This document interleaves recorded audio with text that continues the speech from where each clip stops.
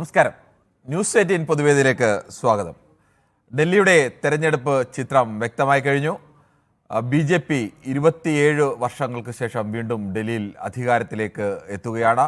വ്യക്തമായ ഭൂരിപക്ഷത്തോടു കൂടി തന്നെ BJP അധികാരത്തിലെത്തുമെന്ന് വ്യക്തമായി കഴിഞ്ഞു. ഇപ്പോൾ നിലവിൽ 48 സീറ്റുകളിലാണ് വിജയിച്ചതും ലീഡ് നിലയുമായി. ചിലപ്പോൾ 1-2 സീറ്റുകളിൽ പ്ലസോ മൈനസോ ഒക്കെ ഉണ്ടായേക്കാം. പക്ഷേ BJP തന്നെയാണ് അധികാരത്തിലേക്ക് എത്തുന്നത് ഉറപ്പായി കഴിഞ്ഞു. ആം ആദ്മി പാർട്ടി കഴിഞ്ഞ 3 തവണയും തുടർച്ചയായി ജയിച്ചതാണ്. ആദ്യ തവണ ആം ആദ്മി പാർട്ടിക്ക് ഭൂരിപക്ഷം ലഭിച്ചിരുന്നില്ല. പക്ഷേ കഴിഞ്ഞ 2020-ലും 2015-ലും 2020-ലും 70-ൽ 67 സീറ്റ് നേടിക്കൊണ്ടും 2020-ൽ 70-ൽ 62 സീറ്റ് നേടിക്കൊണ്ടും വമ്പൻ വിജയം ആവർത്തിച്ച പാർട്ടിയാണ് കെജ്രിവാളിൻ്റെ നേതൃത്വത്തിലുള്ള പാർട്ടി. പക്ഷേ ഇപ്പോൾ അവിടെ വീണിരിക്കുന്നു BJPക്ക് മുന്നിൽ. BJPക്ക് പ്രത്യേകിച്ച് മുഖ്യമന്ത്രി സ്ഥാനത്തേക്ക് ആരെയും ഉയർത്തിക്കാട്ടാതെയുള്ള മത്സരമായിരുന്നു. മോദിയുടെ തന്ത്രങ്ങൾ തന്നെയാണോ കെജ്രിവാളിനെതിരെ അടക്കം നിരവധി കേസുകൾ കഴിഞ്ഞ 5 വർഷത്തിനിടയിൽ ആ കേസുകൾ, കെജ്രിവാളിനെതിരെയുള്ള അതിശക്തമായ പ്രചരണം, BJPയുടെ തെരഞ്ഞെടുപ്പ് തന്ത്രങ്ങൾ, മോദിയുടെ വിജയമാണോ ഡൽഹിയിലെ BJP വിജയം? ഈ വിഷയമാണ് ന്യൂസ് 18 പൊതുവേദി ചർച്ച ചെയ്യുന്നത്. പ്രേക്ഷകർക്കും പ്രതികരിക്കാം.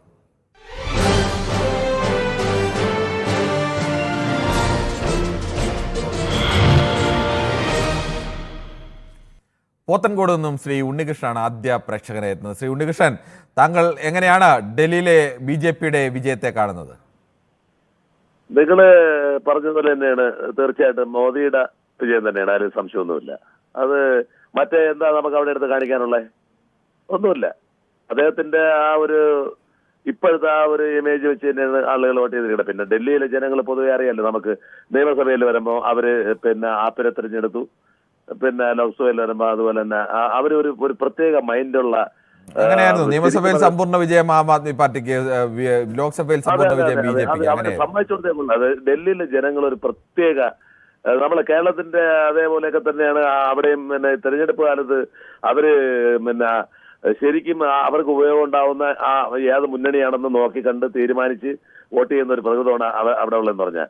ഇപ്പൊ കൊടുത്തിരിക്കുന്ന പണിയെന്ന് പറഞ്ഞു കഴിഞ്ഞാൽ ഈ അഴിമതി കാരണം എന്ന് പറഞ്ഞാൽ പിന്നെ കേട്ടാൽ അറയ്ക്കുന്ന രീതിയിലുള്ള അഴിമതി. ഒന്നാമത് മദ്യം, മറ്റേ എല്ലാ മേഖലയിലും അഴിമതി, തൊടുന്നവനെല്ലാം അഴിമതിയിൽ കുളിച്ചിരിക്കുന്ന.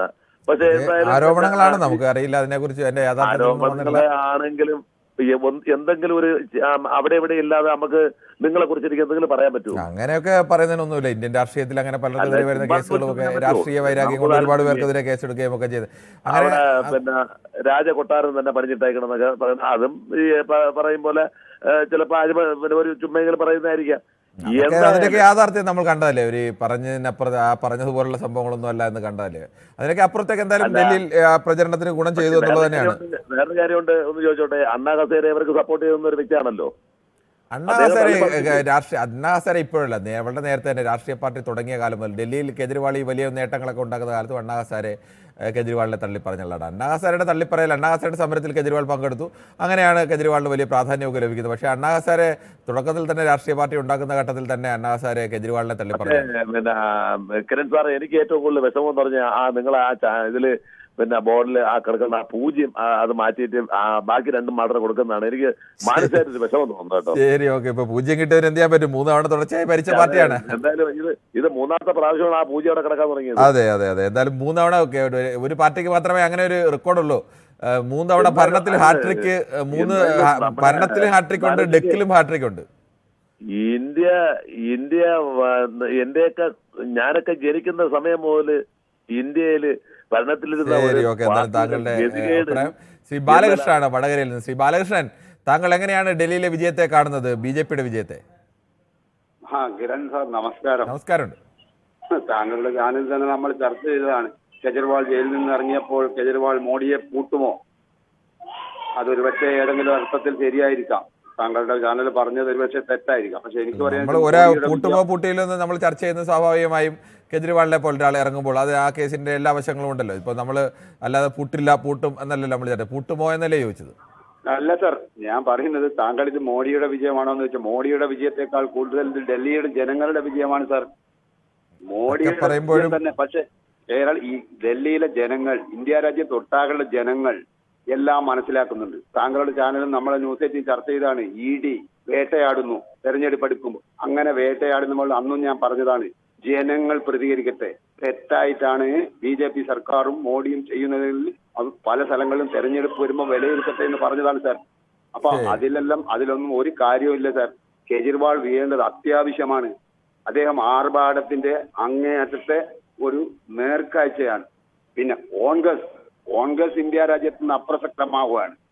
നമ്മുടെ സംസ്ഥാനത്തെ സംബന്ധിച്ച് പറയുകയാണെങ്കിൽ മുസ്ലിം ലീഗിനോട് ചോദിച്ചിട്ട് കേരളത്തിൽ കോൺഗ്രസിന് ഒരു കാര്യം നടപ്പാക്കാനാണ്. ബാലകൃഷ്ണൻ, താങ്കൾ അങ്ങനെ ആ തരത്തിലേക്കൊന്നും ഇല്ല. എന്തായാലും കോൺഗ്രസ് ഇന്ത്യയിലെ രണ്ടാമത്തെ പ്രധാനപ്പെട്ട പാർട്ടിയാണ്. കോൺഗ്രസിന്റെ നേതാവ് രാഹുൽ ഗാന്ധിയാണ് ഇന്ത്യയുടെ പ്രതിപക്ഷ നേതാവ്.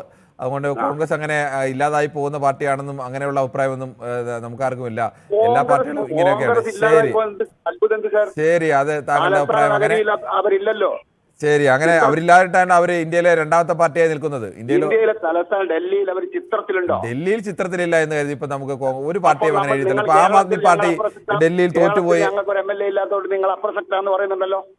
ഇപ്പോൾ ഒരു MP ഉണ്ടായിട്ട് പോയിട്ട് നിങ്ങൾ അംഗീകരിക്കുന്നില്ല കേരളത്തിൽ BJP അപ്രസക്താണെന്ന്. കേരളത്തിൽ BJP അപ്രസക്തമാണെന്ന് ആരും പറഞ്ഞില്ല. കേരളത്തിൽ BJP ഒക്കെ പ്രസക്തമാണ്, അതിന് സംശയമല്ലോ. ചാനലും പറയുന്നത് അപ്രസക്തമാണെന്നാണ്. നമ്മളാരും പറയുന്നില്ല. BJPക്കെതിരെ പറയേണ്ടി വരുന്നത് BJP ചില ഘട്ടങ്ങളിൽ എടുക്കുന്ന നിലപാടുകൾ കൊണ്ടാണ് പറയേണ്ടി വരുന്നത്, അല്ലാതെ BJP പാർട്ടിയുടെ വിഷയത്തിലല്ല. പാടിയിട്ടും അദ്ദേഹത്തിന്റെ അഴിമതി അദ്ദേഹം ചെയ്തിട്ടില്ല എന്ന് ന്യായീകരിക്കുവാണ്. കോടതിയിൽ കേസെടുക്കുക. ശ്രീ ബാലകൃഷ്ണൻ, ഇന്ത്യയിലെ എത്ര രാഷ്ട്രീയ നേതാക്കൾക്കെതിരെ ED കേസെടുത്തിട്ടുണ്ട്? ഇതുവരെ ഏതെങ്കിലും ഒരു രാഷ്ട്രീയ നേതാവിനെതിരെ EDക്ക് കേസ് തെളിയിക്കാൻ പറ്റുന്നുണ്ടോ? ശ്രീ ബാലകൃഷ്ണൻ, അല്ല, അത് സംഭവിച്ചു. താങ്കൾ അതുകൊണ്ട് അവരെല്ലാം ശ്രീ ബാലകൃഷ്ണൻ സംഭവിച്ചു. അതുകൊണ്ട് അവരെല്ലാം അഴിമതിക്കാരാണെന്ന് പറയുന്നെങ്കിൽ ഈ ED കേസെടുത്ത ഏതെങ്കിലും ഒരു രാഷ്ട്രീയ നേതാവിനെ കുറ്റം തെളിയിച്ച് ശിക്ഷ കൊടുക്കാൻ കഴിഞ്ഞിട്ടുണ്ടോ? അങ്ങനെ EDയുടെ കേസിന്റെ കണക്കെല്ലാം കണക്കാണ്. അങ്ങനെ EDയുടെ കേസ് കൊണ്ട് അവരാരും അഴിമതിക്കാരാണെന്ന് നമുക്ക് പറയാനൊന്നും കഴിയില്ല. ED അങ്ങനെ ഒരുപാട് കേസുകളൊക്കെ എടുക്കുന്നുണ്ട് പല കാലത്തും. ശരി, ഓക്കെ. എന്തായാലും ശ്രീ ആലത്തൂരിൽ നിന്നും മോഹൻദാസ് ആണ്. ശ്രീ മോഹൻദാസ്, താങ്കൾ എങ്ങനെയാണ് BJPയുടെ നേട്ടം? BJP ഡൽഹിയിൽ കെജ്രിവാളിനെ പോലൊരു ജനപ്രിയ നേതാവ് ഒരു വശത്ത് നിൽക്കുമ്പോൾ മറുവശത്ത് മുഖ്യമന്ത്രി സ്ഥാനത്ത് ആരുമില്ലാതെയാണ് BJP മത്സരിച്ചത്. അവിടെയാണ് മോദിയുടെ വിജയമാണോ ഇതെന്ന ചോദ്യം ഉയരുന്നത്. ഇത് നമ്മുടെ കെജ്രിവാളും സിസോദിയ കൂട്ടര് ആഡംബരരഹിതം, അഴിമതിരഹിതം എന്നൊക്കെ പറഞ്ഞിട്ടാണ് ഇപ്പൊ ഭരണത്തിലൊക്കെ വന്നത്. അവസാനമാകുമ്പോൾ അതിൽ മുങ്ങിപ്പൊളിച്ചു. അവിടെ മിഡിൽ ക്ലാസ് ആണ് കൂടുതൽ, ഈ central government employees, state government employees ഒക്കെ കൂടുതൽ. അപ്പോ പിന്നെ ഈ ബജറ്റ് വന്നതോട് കൂടിയിട്ട് കുറച്ചും കൂടി ആ ഇൻകം ടാക്സിന്റെ സ്ലാബ് ഒക്കെ ഉയർത്തിയത്, അതിന്റെ ഒരു ഇമ്പാക്റ്റ് അവിടെ വന്നിട്ടുണ്ട്. പിന്നെ കൂട്ടത്തോടെ ജയിലിൽ പോയി കിടന്നത് മോദി കൊണ്ടൊന്നാക്കിയൊന്നുമില്ല. ഇനിയിപ്പോ ശിക്ഷ വരാൻ കൊണ്ടോ മറ്റെന്തെങ്കിലും, എന്തായാലും ജനങ്ങളുടെ മനസ്സിൽ അതൊരു മോശമായിട്ടൊരു അഭിപ്രായം വന്നുണ്ട്. പിന്നെ മറ്റേ AIP തകർന്നടിഞ്ഞു എന്ന് പറഞ്ഞിട്ടുള്ള ഒരു ക്യാപ്ഷൻ ഇതിൽ വരുന്നത്, അത് എനിക്ക് അത്രയും യോജിപ്പില്ല. കാരണം അവരുടെ വോട്ടിംഗ് പെർസെന്റേജ് കൂടുതൽ ഇപ്പോഴും നിൽക്കുന്നുണ്ടല്ലോ. അത് എപ്പോ വേണമെങ്കിലും തിരിച്ചു വരാം. വിജയവും തോൽവിയൊക്കെ വരുമ്പോൾ വൻ മുന്നേറ്റം, മറ്റേ കനത്ത പരാജയം എന്നൊക്കെ പറയുന്ന പോലെയല്ല, തകർന്നടിഞ്ഞു എന്നുള്ള ആ വാക്കിന്റെ അർത്ഥത്തിൽ കൊടുക്കുന്നതല്ല. അങ്ങനെ ഉള്ള അഭിപ്രായം നമുക്കില്ല. AIPക്ക് അവിടെ 22 സീറ്റ് ഉണ്ടെന്ന് പറഞ്ഞാൽ അവർക്ക് പരാജയങ്ങൾ എപ്പോഴും ഉണ്ടാവും, സംശയമൊന്നുമില്ല. നാളെ ഇവര് തിരിച്ചു വന്നുകൂടാന്നില്ല. പിന്നെ കോൺഗ്രസ് തകർന്നടിഞ്ഞു എന്ന് പറയാനൊന്നും പറ്റില്ല. അവിടെ ഒരു ഇതില് 3 പ്രാവശ്യം തോറ്റു. സുരേഷ് ഗോപി ഇവിടെ 3 തവണ നിന്നിട്ട്, സുരേഷ് ഗോപിയുടെ തോറ്റതുപോലെയല്ല. കോൺഗ്രസ് അവിടെ തോറ്റത് 3 തവണ തുടർച്ചയായി തോറ്റത് കോൺഗ്രസിന്റെ ഒരു കനത്ത തോൽവി തന്നെയാണ്. പ്രത്യേകിച്ച് ഏറ്റവും കൂടുതൽ തവണ ഡൽഹി ഭരിച്ചിട്ടുള്ളത്. 31 വർഷത്തെ ഡൽഹിയുടെ ചരിത്രത്തിൽ 15 വർഷവും ഭരിച്ചത് കോൺഗ്രസ് ആയിരുന്നു. അതും തുടർച്ചയായി ഭരിച്ച ഒരു പാർട്ടിയാണ്. ആ പാർട്ടി സമ്പൂർണ്ണമായി സമ്പൂജ്യരാവുക എന്നൊക്കെ പറഞ്ഞാൽ അത് കനത്ത തോൽവി തന്നെയാണ്. അതിനെ ആ അർത്ഥത്തിൽ തന്നെ പറയേണ്ടി വരും. ശ്രീ ശരത്താണ് ബാലരാമപുരത്തും. ശ്രീ ശരത്ത്, താങ്കൾ എങ്ങനെയാണ് ഡൽഹിയിലെ വിജയത്തെ കാണുന്നത്? ആരുടെ നേട്ടമായിട്ടാണ്? ശ്രീ സുനിലാണ് എറണാകുളത്ത് നിന്ന്. ശ്രീ സുനിൽ പറയാം. ശ്രീ കുഞ്ഞഹമ്മദാണ്. ശ്രീ കുഞ്ഞഹമ്മദ്, ഡൽഹിയിലെ BJPയുടെ ഈ വലിയ വിജയത്തെ താങ്കൾ എങ്ങനെയാണ് കാണുന്നത്? നമസ്കാരം സാർ. നമസ്കാരം. വിജയം തന്നെയാണ് അംഗീകരിച്ചു കൊടുക്കേണ്ടി വരും. അത് ഏത് പാർട്ടിയായാലും ഇല്ല. കോൺഗ്രസിന് ചെറിയൊരു തകരാറ് അവിടെ പറ്റിയിട്ടുണ്ട്. പറഞ്ഞോളൂ. അതെന്ന് പറഞ്ഞാല് ഈ ആം ആദ്മി പാർട്ടിക്ക് പിന്തുണ കൊടുത്തിട്ട് ഒരു കക്ഷി ചേരുന്നുള്ള ഒരു അഭിപ്രായം എൻ്റെ ഉള്ളത്. അത് നടന്നില്ല. ഇനിയെങ്കിലും ഇന്ത്യ സഖ്യം പലതും പഠിക്കേണ്ടതുണ്ട്. മേലാതിന് നന്നായി പോയിട്ടില്ലെങ്കിൽ എല്ലാ സംസ്ഥാനത്തും ബീഹാറിലടക്കം പരാജയപ്പെടും. ശരി, താങ്കളുടെ അഭിപ്രായം വളരെ വ്യക്തമാണ്. ശ്രീ ശരത്താണ് ബാലരാമർ. ശ്രീ വിജയനാണ് കൊല്ലത്ത് നിന്ന്. ശ്രീ വിജയൻ, താങ്കൾ എങ്ങനെയാണ് ഡൽഹിയിലെ BJPയുടെ ഈ വലിയ വിജയത്തെ കാണുന്നത്? ഇത് മോദിയുടെ വിജയമായിട്ട് മോദിയുടെ വിജയമായിട്ട് തന്നെ കാണും സാറ്. ശരി, മോദിയുടെ വിജയമായിട്ട് തന്നെയാണ് സാറേ കാണുന്നത്. ഓക്കെ. ശ്രീ ജയപ്രകാശാണ് ദുബൈയിൽ നിന്നും. ദയവേത് ആളുകൾ പൊതുവേദിയിലേക്ക് വിളിക്കുമ്പോൾ ടി വി മ്യൂട്ട് ചെയ്ത ശേഷം സംസാരിക്കണം, അല്ലെങ്കിൽ ടി വിയിലെ വരുന്ന ശബ്ദവും നിങ്ങളുടെ ടെലിഫോണിൽ പറയുന്നതുമായി ഏതാനും ചെറിയ സെക്കൻഡുകളുടെ വ്യത്യാസമുണ്ട്. അതുകൊണ്ട് തന്നെ കൃത്യമായി നിങ്ങൾക്ക് പറയാൻ കഴിയില്ല. അതുകൊണ്ട് ദയവേത് ഇത് കോൾ കണക്റ്റ് ആയി കഴിഞ്ഞാൽ അന്നേരം തന്നെ ടി വി മ്യൂട്ട് ചെയ്യുന്നതാണ് നല്ലത്. ശ്രീ ജയപ്രകാശാണ് ദുബൈയിൽ നിന്ന്. ശ്രീ ജയപ്രകാശ്, താങ്കൾ എങ്ങനെയാണ് ഡൽഹിയിൽ ആം ആദ്മി പാർട്ടിയുടെ ഒരു ആധിപത്യത്തിന് മേൽ BJPയുടെ ഈ വിജയത്തെ കാണുന്നത്? അല്ല, ഈ വന്ധ്യവയോധികനും ഗാന്ധിയനും ഒക്കെ ആയിരുന്ന അണ്ണാ ഹസാരെയുടെ ആ പ്രസ്ഥാനത്തിൽ കടന്നുകൂടിയിട്ട് പിന്നെ ഇന്ത്യയിൽ വലിയൊരു മാറ്റം കൊണ്ടുവരുമെന്ന് വലിയൊരു പ്രതീക്ഷ വലിയൊരു വിഭാഗം ജനങ്ങൾക്ക്, ഡൽഹിയിൽ മാത്രമല്ല ഭാരതത്തിലുടനീളം വലിയൊരു പ്രതീക്ഷ ജനങ്ങൾക്ക് കൊടുത്ത ഒരു വ്യക്തിയായിരുന്നു അരവിന്ദ് കെജ്രിവാൾ. അദ്ദേഹത്തിന്റെ ഇങ്ങനെയുള്ള ഒരു പതനം, അദ്ദേഹം ഉണ്ടാക്കിയ ആ ശീഷ് മഹൽ എന്നൊക്കെ പറയുന്നത്, ഈ ഒരു വ്യക്തി ഒരു മഫ്ലയറും ചുറ്റി ഡൽഹിയിലെ തെരുവീതികളില് ഡൽഹി ഞാൻ തൂത്ത് വൃത്തിയാക്കും എന്ന് പറഞ്ഞൊരു വ്യക്തിയുടെ ആ പതനം, പഴയൊരു പഴഞ്ചൊല്ലുണ്ടല്ലോ, നല്ല വിദ്യാഭ്യാസമുള്ള ഒരുത്തൻ തെമ്മാടിയായി കഴിഞ്ഞാൽ പിന്നെ അവൻ ഏറ്റവും മോശക്കാരനാകുമെന്ന്, ആ ഒരു രീതിയിലോട്ട് അധപ്പതിക്കുകയാണ് അയാൾ ചെയ്തത്. അങ്ങനെ അപ്പൊ ഒരു അധപ്പതനം ഉണ്ടായിട്ടുണ്ടോ ശ്രീ ജയപ്രകാശ്? തീർച്ചയായിട്ടും.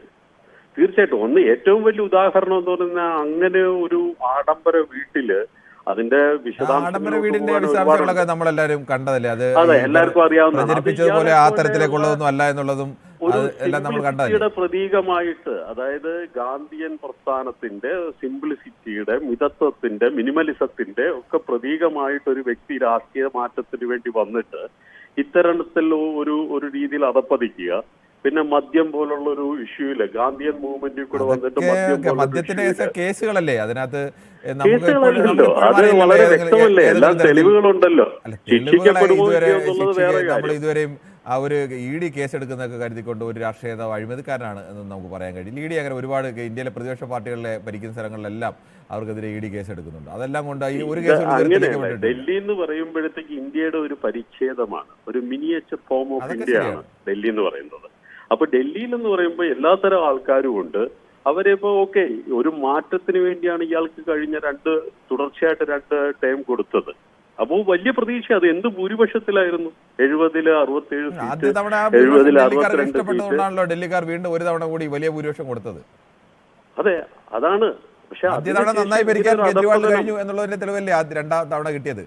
രണ്ടാം തവണ അദ്ദേഹം കുറച്ച് മാറ്റങ്ങൾ കൊണ്ടുവരാൻ ശ്രമിച്ചു എന്നുള്ളത് ഒരു സത്യമാണ്. പക്ഷെ അഴിമതിയുടെ ആ കരാള ഹസ്തങ്ങള് അയാളെയും പിടിച്ചു എന്നുള്ളതാണ് ഒരു വലിയ സത്യം. ശരി, അതിപ്പോൾ നമുക്ക് പാർട്ടി പൊളിറ്റിക്സ് മനസ്സിലായി താങ്കൾ പറഞ്ഞത്. പക്ഷെ നമുക്കത് സത്യമാണോ കള്ളമാണോ എന്നൊക്കെ നമുക്ക് തെളിയിക്കാനുള്ള സമയം എന്തായാലും ആയിട്ടില്ല.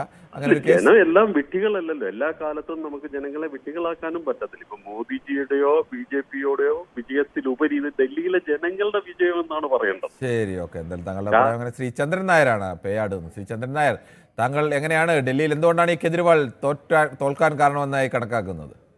സാർ, ഒരു പുതിയ പാർട്ടി എന്നുള്ള നിലയിൽ 10 വർഷം ജനങ്ങൾക്ക് കാര്യമായിട്ടുള്ള ആനുകൂല്യങ്ങൾ, സാർ, നമുക്ക് പോലും ലഭിക്കാത്ത കാര്യങ്ങൾ അവിടെയുള്ള ജനങ്ങൾക്ക് കിട്ടിയിരുന്നു. ഏതായാലും ആ വാളിന്റെ സഹായം തൽക്കാലം വേണ്ടെന്നവർ വച്ചിരിക്കുകയാണ്. ഏതായാലും BJP ചെയ്തിരുന്ന ഇത്രയും കാര്യങ്ങളെല്ലാം വീണ്ടും ചെയ്തു കൊടുക്കുന്നുള്ള പ്രതീക്ഷയുണ്ട്. ഏതായാലും ഒരു പുതിയ പാർട്ടി എന്നുള്ള രീതിയിൽ. പിന്നെ അദ്ദേഹത്തിനെ പറ്റി വ്യക്തിപരമായിട്ട് എനിക്ക് നല്ല അഭിപ്രായമാണ്. അദ്ദേഹം എന്താണെന്ന് വെച്ച് കഴിഞ്ഞാൽ മറ്റു രീതിയിൽ എന്താണെന്ന് വെച്ച് കഴിഞ്ഞാൽ ജനങ്ങളുടെ പൈസ കൊള്ളയടിക്കുകയോ മറ്റുള്ള രീതിയിലൊന്നും ഞങ്ങൾ കേൾക്കുന്നില്ല. സാർ, മറ്റുള്ളവർക്ക് വേണ്ടിയിട്ട് ഞാൻ എൻ്റെ അവസരം ഒഴിവാക്കുന്നു. ശരി, ഓക്കെ. നമസ്കാരം. ശ്രീ ശരത്താണ് ബാലരാമപുരത്ത് നിന്നും. ശ്രീ ശരത്ത്, താങ്കൾക്ക് പറയാം. നമ്മള് ഇപ്പൊ 2014 മുതൽ തീർച്ചയായിട്ടും BJP അധികാരത്തിൽ വന്നതായിട്ട് എനിക്ക് തോന്നുന്നു. 2014 മുതലാണ് തോന്നുന്നല്ലേ പൂർണ്ണമായിട്ടും? 2014 BJP കേന്ദ്രത്തിൽ വന്നത്. പക്ഷേ ഡൽഹിയിൽ ഏറ്റവും അവസാനം 1993 ശേഷം BJPക്ക് പിന്നീട് അവിടെ ജയിക്കാൻ കഴിഞ്ഞിട്ടില്ല. ഈ ചൂലുമായിട്ട് ഒരു പ്രഖ്യാപനമായിട്ട് ആം ആദ്മി പാർട്ടി വന്നിട്ട് ആം ആദ്മി പാർട്ടി 2013 ചൂലുമായി വന്ന് ഡൽഹിയിൽ ആദ്യമായി രണ്ടാമത്തെ വലിയ പാർട്ടിയായി ആം ആദ്മി പാർട്ടി മാറിയത്. അന്ന് 28 സീറ്റായിരുന്നു. അന്ന് പ്രശ്നം ഉണ്ടായിപ്പോ അദ്ദേഹത്തിനെ അരവിന്ദ് കെജ്രിവാൾ അദ്ദേഹത്തിനെ ജയിലിൽ അടയ്ക്കുന്ന പ്രശ്നമുണ്ടായി. അതിനുശേഷം ഒത്തിരി പ്രശ്നങ്ങളുണ്ടായി. പക്ഷെ എന്നിരുന്നാലും അന്ന് മുതൽ തുടർച്ചയായിട്ട് ഭരണമാറ്റം ഉണ്ടായി തുടങ്ങിയല്ലോ. BJP അധികാരത്തിൽ വന്നു. ഇപ്പം പിന്നെ ഇത് വരുന്നുണ്ട്, ആം ആദ്മി പാർട്ടി വരുന്നുണ്ട്. അപ്പൊ തീർച്ചയായിട്ടും ജനങ്ങൾ കടുത്ത ഒരു മത്സരം തന്നെയാണ് അവിടെ നടത്തിയതെന്ന് പറയണം. ശരി, ഓക്കെ. ശ്രീ അഹമ്മദ് ബാവയാണ് മലപ്പുറത്ത് നിന്ന്. ശ്രീ അഹമ്മദ് ബാവ, താങ്കൾക്ക് എന്ത് തോന്നുന്നു?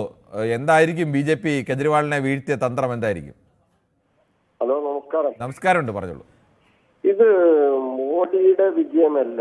മോഡിയുടെ വിജയമായിരുന്നെങ്കിൽ മോഡി ലോക്സഭാ തെരഞ്ഞെടുപ്പ് നടന്നപ്പോൾ എത്രത്തോളം വോട്ട് കുറവിലാണ് അദ്ദേഹം ജയിച്ചത്? അല്ല, മോദി ഡൽഹിയിൽ ലോക്സഭാ തെരഞ്ഞെടുപ്പ് എല്ലാം കെജ്രിവാൾ വലിയ ഭൂരിപക്ഷത്തിൽ നിയമസഭയിൽ ജയിക്കുമ്പോഴും ലോക്സഭാ തെരഞ്ഞെടുപ്പിൽ സമ്പൂർണ്ണ വിജയം BJPക്കാണ് ഡൽഹിയിൽ. 7 സീറ്റും കഴിഞ്ഞ തവണയും അതിനുമുമ്പൽ തവണയും 3 തവണയും 2014-ലും 2019-ലും 24-ലും മോദിയുടെ വിജയം എന്നുള്ളതിന് ഇതാണ്. ഇതിന് ഞാൻ ഇലക്ഷൻ കമ്മീഷന് നന്ദി രേഖപ്പെടുത്തുകയാണ്. കാരണം ഇത്രത്തോളം നിഷ്പക്ഷമായി പ്രവർത്തിക്കുന്ന ഒരു ഇലക്ഷൻ കമ്മീഷൻ ഇന്ന് വരെ ഇന്ത്യ രാജ്യത്തുണ്ടായിട്ടില്ല. 35 ലക്ഷം വോട്ടർമാരെ പുതുതായിട്ട് അവിടെ ചേർത്തിട്ടുണ്ട്. ഇപ്പോ ആ ന്യൂസ് നിങ്ങൾ റിപ്പോർട്ട് ചെയ്തതാണ്. അപ്പോ ഇലക്ഷൻ കമ്മീഷനിൽ ഒരു അഴിച്ചുപണി നടക്കുകയും മറ്റ് രാജസ്ഥാനിൽ ഇപ്പൊ നമ്മൾ കണ്ടതാണല്ലോ. രാജസ്ഥാനിൽ ബഹുമാനപ്പെട്ട KC വേണുഗോപാല അങ്ങോട്ട് ട്രെയിൻ കയറിയതിന്റെ ശേഷമാണ് BJP അധികാരത്തിലേക്ക് എത്തുന്നത്. അപ്പോ ഇലക്ഷൻ കമ്മീഷനിൽ ഒരു നിഷ്പക്ഷത ഇല്ലാത്തോടത്തോളം കാലം ഇവർക്ക് ഇതാവാം. വന്ന അഴിമതികളും പ്രസന്നനാണ് തൃശ്ശൂരിൽ നിന്നും. ശ്രീ പ്രസന്നൻ, താങ്കൾ എങ്ങനെയാണ് ഡൽഹിയിലെ BJPയുടെ വിജയത്തെ കണക്കാക്കുന്നത്? സാർ നമസ്കാരമുണ്ട്. നമസ്കാരമുണ്ട്. അത് 2-3 കാര്യമുണ്ട്. ഒന്നാമതായിട്ട് ഇത് ശ്രീ നരേന്ദ്രമോദിയുടെ ഒരു പ്രഭാവം നല്ല രീതിയിൽ ഉണ്ട് എന്നുള്ളത് ഒരു എന്താ പറയാ, അതൊരു വലിയ കാര്യം തന്നെയാണ്. അതോടൊപ്പം തന്നെ ഒരു എന്താ പറയാ, ഒരു ഫൈറ്റ് എന്ന നിലയിൽ വരുമ്പോൾ എതിർപക്ഷത്തുള്ളത് കേജ്രിവാള് അത് എന്താ പറയാ പോരാന്നുള്ള ഒരു രീതി ജനങ്ങൾക്ക് തോന്നി. ഇപ്പുറത്താണെങ്കിൽ രാഹുൽ ഗാന്ധിയുടെ ഈ സ്ഥിരതയില്ലാത്ത പ്രഖ്യാപനങ്ങള് ജനങ്ങൾ വിശ്വാസത്തിലെടുത്തില്ല എന്നുള്ളതും ഒരു വലിയ കാര്യം തന്നെയാണ്. അതാണ് മെയിൻ കാര്യം എനിക്ക് തോന്നുന്നത്. ഒരു നേതൃനിരയുടെ ഒരു വലിയ ഒരു എന്താ പറയാ ഒരു നീണ്ട നിര BJPക്കുള്ളപ്പോ അത്രയും നേതൃനിര ശക്തമായ ജനപിന്തുണയുള്ള നേതാക്കള് ഇപ്പുറത്ത് ഇല്ലാതെ പോയതും കൂടി ഈ വിജയത്തിന്റെ ഒരു കാരണമാണ് എന്നാണ് ഞാൻ വിലയിരുത്തുന്നത്, ഞാൻ കാണുന്നത്. ശരി, താങ്കളുടെ അഭിപ്രായം വ്യക്തമാണ്. ശ്രീ ശിവദാസനാണ് തിരുവനന്തപുരത്ത് നിന്നും. ശ്രീ ശിവദാസൻ, ഈ കെജ്രിവാളിനെ എങ്ങനെയാവും BJP വീഴ്ത്തിയത്? ശിവദാസൻ ബാലരാമപുരം പറഞ്ഞോളൂ ശ്രീ ശിവദാസൻ. സാറേ, ഇത് ഒന്നാമത്തെ കാര്യം പറഞ്ഞാല് നമ്മളെ ഇന്ത്യൻ മുന്നണി രൂപീകരിച്ചതില് BJP തോപ്പിക്കാൻ വേണ്ടിയാണ് ഇന്ത്യൻ മുന്നണി രൂപീകരിച്ചെടുത്തത്. അവര് തന്നെ അവസാനം എന്ത് ചെയ്ത് കോൺഗ്രസും ആം പാർട്ടി തമ്മിൽ പരസ്പരം മത്സരിച്ചു. പക്ഷെ ഇത് തോൽപ്പിച്ചത് കോൺഗ്രസ് ആണ്. ഈ BJP വിജയിക്കാൻ കാരണം കോൺഗ്രസ് തന്നെയാണ്. അത് ഒരു സംശയം വേണ്ട. ഇന്ത്യൻ മുന്നണി എന്തിനാണ് രൂപീകരിച്ചത്? അപ്പോൾ രണ്ടുപേരും കൂടി പിടിച്ച വോട്ട് കിട്ടിയപ്പോൾ അങ്ങനെ രാഷ്ട്രീയത്തിൽ ഒന്നും ചേർന്നാൽ രണ്ടാകുമോ? ഇല്ല സാറേ, ഇപ്പം ഈ കോൺഗ്രസിന് BJPക്ക് ഇത്തിരി നേട്ടം ഉണ്ടായി കൊടുത്തത് കോൺഗ്രസും ആം ആദ്മി പാർട്ടിയും കോൺഗ്രസിന് വേണ്ടി സഖ്യത്തിന് വേണ്ടി എന്തെങ്കിലും ശ്രമം നടത്തിയതായി നമുക്കറിയില്ല. ആം ആദ്മി പാർട്ടിയാണ് ആദ്യം പ്രഖ്യാപിച്ചത് ഞങ്ങൾ ഒറ്റയ്ക്ക് മത്സരിക്കും. ശ്രമം നടത്തിയിട്ടില്ല. ഇന്ത്യൻ മുന്നണി രൂപീകരിച്ചതിനാ? ഇന്ത്യൻ മുന്നണി രൂപീകരിച്ചതിന് വേണ്ടിയാണ്. ഇന്ത്യ മുന്നണി രൂപീകരിച്ചപ്പോൾ തന്നെ അവരെല്ലാവരും പറഞ്ഞത് ദേശീയ തലത്തിൽ BJP അധികാരത്തിൽ, സംസ്ഥാന തലത്തിൽ അവരെ മത്സരിക്കും. കേരളത്തിൽ കോൺഗ്രസും CPM-ഉം ഇന്ത്യ മുന്നണിയുമായിട്ട് സഹകരിക്കുന്ന പാർട്ടികളല്ലേ, പക്ഷെ അവർ ഇവിടെ പരസ്പരമല്ലേ മത്സരിക്കുന്നത്. ഓക്കെ സാറേ, വേറെ കാര്യം പറയേണ്ട കാര്യം, എന്തൊക്കെ ആരൊക്കെ എന്ത് പറഞ്ഞാലും BJP ചെയ്യുന്ന കാര്യങ്ങളിൽ തന്നെയാണ് ജനങ്ങൾക്ക് വിശ്വാസം ഉള്ളതുകൊണ്ടാണ് ജനങ്ങൾ വിജയിപ്പിച്ചത്. ഒന്ന്, യമുനാനദിയുടെ പ്രശ്നം, അവിടെ ജനങ്ങൾക്കുള്ള കാര്യങ്ങൾ ഇങ്ങനെ അഴിമതി നടത്തിയത് അണ്ണാ കസേര എന്ന മഹാനായ ആ വ്യക്തി എന്ത് കഷ്ടപ്പെട്ടാണ് സാർ ഈ അധികാരം പിടിച്ചു കൊടുത്തത്? അണ്ണാസരെ അല്ല ശ്രീ ശിവദാസൻ, അണ്ണാസരെ അധികാരം പിടിച്ചു കൊടുത്തിട്ടൊന്നുമില്ല. അണ്ണാസരെ തുടക്കം മുതൽ തന്നെ ഇദ്ദേഹം രാഷ്ട്രീയത്തിലേക്ക് വന്ന ഘട്ടത്തിൽ തന്നെ മൂവ്മെന്റിന്റെ കൂടെ അണ്ണാസരയുടെ മൂവ്മെന്റിനെ ഇത്തരത്തിലേക്ക് മാറ്റി തീർത്തതും വലിയ ജനപങ്കാളിത്തം ഉണ്ടാക്കി കൊടുത്തതൊക്കെ കെജ്രിവാളാണ്. അപ്പൊ അണ്ണാസരെ മുന്നിൽ നിന്നെങ്കിലും ആ മൂവ്മെന്റിന്റെ മാസ്റ്റർ ബ്രെയിനും ഒക്കെ ആയിട്ട് നിന്ന് അതിന് ആ തരത്തിലേക്ക് അതിന് വലിയ പ്രാധാന്യം ഉണ്ടാക്കി കൊടുത്തതിന് പ്രധാനപ്പെട്ട ആൾ കെജ്രിവാളാണ്. മൂവ്മെന്റ് കൊടുത്തെങ്കിൽ അവസാനം എല്ലാവരെയും അദ്ദേഹം എല്ലാവരെയും മാനം കെടുത്തി, എല്ലാവരെയും എന്താ പറയുക, അവസാനം അഴിമതി നടത്തി അദ്ദേഹം ജയിലിലായി. അപ്പോൾ അങ്ങനെ ഗവൺമെന്റ് ജയിലിലായി. ശ്രീ രാധാകൃഷ്ണനാണ് ചാത്തന്നൂരിൽ നിന്നും. ശ്രീ രാധാകൃഷ്ണൻ, താങ്കൾ എങ്ങനെയാണ് ഡൽഹിയിലെ ഈ വിജയത്തെ കാണുന്നത്? എനിക്ക് ഇതിൽ തികച്ചും നമ്മൾ നേരത്തെ പറഞ്ഞുകൊണ്ടിരുന്ന സുഹൃത്തുക്കൾ പറഞ്ഞതിൽ നിന്നെല്ലാം വ്യത്യസ്തമായിട്ടുള്ള കാര്യങ്ങളാണ് എനിക്ക് പറയാനുള്ളത്. എനിക്ക് കുറച്ച് ദിവസമായിട്ട് സമയം കൂടുതൽ തരുന്നതുമില്ല. ഇന്ന് എനിക്കൊരു ഇച്ചിരി സമയം തരണം. അതായത് ഇതിനകത്ത് വിഷയം എന്ന് പറയുന്നത്, നമ്മൾ മനസ്സിലാക്കൂ, ഈ ഇന്ത്യയിൽ BJP എങ്ങനെയാണ് അധികാരത്തിൽ ഇപ്പോഴും നിൽക്കുന്നത്? BJP എന്നുള്ള പിന്നെ പേര് ഈ ഇന്ത്യയിൽ മാധ്യമങ്ങളടക്കം ആരും അങ്ങനെ വലുതായിട്ട് ഉച്ചരിക്കാറില്ല. മോദി മോദി മോദി, എല്ലാവരും മോദി മോദി മോദി എന്നുള്ള വാക്ക് ഉപയോഗിച്ച് മോദിയുടെ ഒരു ക്രൗഡ് പുള്ളറായിട്ട് മോദി നിൽക്കുന്നത് കൊണ്ടാണ് ഈ BJP ഇന്ന് ഇന്ത്യയിൽ ഇന്നിങ്ങനെ നിൽക്കുന്നത്. പക്ഷേ നമ്മൾ അതേ സാഹചര്യം എടുത്ത് നോക്കൂ. ഈ അരവിന്ദ് കെജ്രിവാൾ, ഇപ്പൊ ഞാൻ ഇടതുപക്ഷമാണ്, ഇടതുപക്ഷത്തിന് പോലും ഒരു നൂറ്റാണ്ട് കൊണ്ട് ഉണ്ടായ പാർട്ടിയാണ് ഇടതുപക്ഷം. CPIയുടെ 100 വർഷമൊക്കെ ഇപ്പൊ ആഘോഷമൊക്കെ കഴിഞ്ഞു. അതൊന്നും ഉണ്ടാവാത്ത രീതിയിൽ പെട്ടെന്ന് വന്ന പാർട്ടി പഞ്ചാബിൽ ഉൾപ്പെടെ അധികാരം പിടിച്ചു. ആരാണ് ക്രൗഡ് പുള്ളർ? അരവിന്ദ് കെജ്രിവാള്. ആ അരവിന്ദ് കെജ്രിവാളിന് ബ്രിട്ടീഷ് സംസ്കാരം പോലും തോൽക്കുന്ന തരത്തിൽ അരവിന്ദ് കെജ്രിവാളിനെ കള്ളക്കേസിൽ പിടിച്ച് ഒതുക്കി. നമുക്കറിയാമല്ലോ, ഈ മോദി സർക്കാർ നമ്മുടെ കേരളത്തെ സമ്മർദ്ദം ഉണ്ടാക്കിയിട്ട് കേരളത്തെ എന്തുകൊണ്ടാണ് ഇടതുപക്ഷത്തെ താങ്കളുടെ അഭിപ്രായം വളരെ വ്യക്തമാണെന്ന് തോന്നുന്നു. സമയം കിട്ടിയെന്ന് തോന്നുന്നു. ശ്രീ തിലകനാണ് തൃപ്പൂണിത്തുറയിൽ നിന്ന്. ശ്രീ തിലകൻ, താങ്കൾ എങ്ങനെയാണ് ഡൽഹിയിലെ വിജയത്തെ കാണുന്നത്? മൊയ്തീൻ കുഞ്ഞാണ് കായംകുളത്ത് നിന്നും. ശ്രീ മൊയ്തീൻ കുഞ്ഞ്, താങ്കൾ എങ്ങനെയാണ് ഡൽഹിയിലെ BJPയുടെ വിജയത്തെ കാണുന്നത്? കോൺഗ്രസ് പൂജ്യമാണ് ഇത്തവണയും. നമസ്കാരം കിരൺ. നമസ്കാരം. പിന്നെ ഇത് മോദിയുടെ വിജയമല്ല, കേജ്രിവാളിന്റെ അഹങ്കാരത്തിന് കിട്ടിയ തിരിച്ചടിയാണ്. ഇന്ത്യയിലെ ഒന്നാമത്തെ പാർട്ടിയാണ് കോൺഗ്രസ് എന്ന് പറയുന്നത്. ഈ കോൺഗ്രസിന് സഖ്യത്തിൽ നിർത്താഞ്ഞതിന്റെ പാഠമാണ് ഇപ്പൊ കേജ്രിവാൾ അനുഭവിച്ചത്. ശ്രീ മൊയ്തീൻ കുഞ്ഞ്, ആയിരുന്നു എന്നല്ലേ പറയാൻ കഴിയൂ, അല്ലാതെ ഇപ്പോഴും ഒന്നാമത്തെ പാർട്ടി ഒന്നും അല്ലല്ലോ. ഹലോ, ഇപ്പോഴും ഒന്നാമത്തെ പാർട്ടി അല്ലല്ലോ, ഒന്നാമത്തെ പാർട്ടി ആയിരുന്നു. അതെ, ആ ഒരു പാർട്ടിയെ തള്ളിക്കളഞ്ഞുകൊണ്ട് ഒറ്റയ്ക്ക് മത്സരിക്കാൻ നിന്നതിന്റെ അനുഭവമാണ് ഇപ്പൊ പറ്റിയത്. പക്ഷെ ഇപ്പൊ നിങ്ങൾ അങ്ങനെയാണെങ്കിൽ BJPയെ ജയിപ്പിക്കാൻ നിങ്ങളുടെ വോട്ടല്ല. ഇപ്പോൾ പല സ്ഥലത്തും മനീഷ് സിസോദിയൊക്കെ തോറ്റ സ്ഥലത്ത് മനീഷ് സിസോദിയ 10,400 വോട്ടിനാണ് തോറ്റത്. കോൺഗ്രസിന്റെ സ്ഥാനാർത്ഥി അവിടെ 10,500 വോട്ട് പിടിച്ചു. അപ്പോഴേ ഞങ്ങൾ എന്ത് ചെയ്യണം? ഞങ്ങളങ്ങ് മാറിക്കൊടുക്കണമായിരുന്നോ? അതാണോ? അങ്ങനെ വരുമ്പോ എല്ലാ സംസ്ഥാനത്തു നിന്നും ഞങ്ങൾ മാറണമല്ലോ, കോൺഗ്രസ് ഇല്ലാതെ വരുമല്ലോ. അതല്ലേ അതിന്റെ ശരി. എന്തായാലും കോൺഗ്രസിന്റെ ആ തരത്തില് കോൺഗ്രസും അങ്ങനെ ഒരു മുൻകൈ എടുത്തില്ല. ഞങ്ങൾ സഖ്യത്തിന് തയ്യാറാണ് എന്നുള്ള മട്ടിൽ ഒരു മുൻകൈ കോൺഗ്രസും എടുത്തില്ല. അല്ലല്ല കോൺഗ്രസ് എടുത്തെന്ന കേജ്രിവാൾ ആദ്യമേ തന്നെ പറഞ്ഞു എന്തുവാ, ഞങ്ങൾ സഖ്യം ഇല്ല, ഞങ്ങൾ ഒറ്റയ്ക്ക് മത്സരിക്കുകയാണെന്ന്. അപ്പൊ പിന്നെ കോൺഗ്രസ് പിന്നോട്ട് മാറി കൊടുക്കണോ? അതാണോ എന്തായാലും അന്ന് കിട്ടിയത്? നേരത്തെ കിട്ടിയതിനേക്കാണ് ഇപ്പൊ എത്ര ശതമാനം വോട്ട് കൂടി? 2% വോട്ട് കൂടിയൊക്കെ 15 കൊല്ലം 31 കൊല്ലത്തെ ഡൽഹിയുടെ ചരിത്രത്തിൽ 15 കൊല്ലം ഭരിച്ച ഒരു പാർട്ടിക്ക് കഴിഞ്ഞ 3 തെരഞ്ഞെടുപ്പിലായി 0-0-0-0-0 എന്നുള്ള അക്കമാണ് എഴുതേണ്ടി വരുന്നത്. അതിൽ പരം നാണക്കേടില്ല. അവിടെ 2% ഞങ്ങൾ 0-ൽ നിന്നുകൊണ്ട് 2% വോട്ട് കൂട്ടിയെന്ന് പറയുന്നതിലൊന്നും വലിയ കാര്യമില്ല. ശ്രീ മൊയ്തീൻ കുഞ്ഞ്, ഇപ്പോഴും 7-8 സ്ഥലത്ത് രണ്ടാം സ്ഥാനത്ത്. അത് രണ്ടാം സ്ഥാനത്ത് നിൽക്കേണ്ടതല്ലോ. ഈ 15 കൊല്ലം തുടർച്ചയായിട്ട് ഭരിച്ചല്ലേ ഷീലാ ദീക്ഷിത്. അങ്ങനെ ഒരു സംസ്ഥാനത്ത് 0-0 ഇങ്ങനെ മറ്റാരെങ്കിലും ഇങ്ങനെ തുടർച്ചയായി 3 തവണ തോറ്റിട്ടുണ്ട്. ഇന്ത്യയിൽ തന്നെ മറ്റൊരു പാർട്ടിക്ക് ഇങ്ങനെ റെക്കോർഡ് കാണില്ല. അവിടെ കഴിഞ്ഞു പോയില്ലയോ? ശരി, ഓക്കെ. എന്തായാലും അല്ല, അപ്പോഴും ഈ ഞങ്ങൾ എങ്ങനെ ചെയ്യണം എന്നുള്ള പുതിയ കാലത്ത് ശക്തി കുറഞ്ഞെങ്കിൽ ശക്തി കുറഞ്ഞതിന്റെ അനുസരിച്ച് പഴയ കാലത്തെ പ്രതാപം പറഞ്ഞുകൊണ്ടിരുന്നിട്ട് കാര്യമില്ലല്ലോ. ഞങ്ങളിപ്പോ ഒരു സംസ്ഥാനത്ത് മത്സരിക്കാൻ നോക്കാതെ വരും. ഒരു സംസ്ഥാനം ഒക്കുന്ന സംസ്ഥാനങ്ങളിൽ മത്സരിക്കണം. ഡൽഹിയിൽ നിങ്ങൾക്ക് ഒക്കാനുള്ള ശേഷിയില്ല. എന്ത് ചെയ്യാൻ പറ്റും?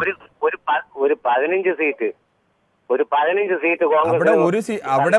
സീറ്റ് പോയിട്ട് 5 സീറ്റിൽ പോലും ജയിക്കാൻ ശേഷിയില്ലാത്ത ഒരു പാർട്ടിക്ക് എങ്ങനെയാണ് 15 സീറ്റ് കൊടുക്കാന്നൊക്കെ പറഞ്ഞാൽ? ഒരു 5 സീറ്റിൽ സ്വന്തമായി ജയിക്കാൻ ശേഷി ഉണ്ടായിരുന്നു. അങ്ങനെ ആയിരുന്നെങ്കിൽ അവർ പറയാം നിങ്ങൾക്ക് 15 സീറ്റ് വേണമെന്നൊരു ആവശ്യം ഉന്നയിക്കാം. പക്ഷെ 5 സീറ്റിൽ പോലും സ്വന്തമായി ജയിക്കാൻ ശേഷിയില്ലാത്ത ഒരു പാർട്ടിക്ക് അങ്ങനെ ഉന്നയിക്കാൻ കഴിയുമോ? ശരി, ഓക്കെ. എന്തായാലും ശരി.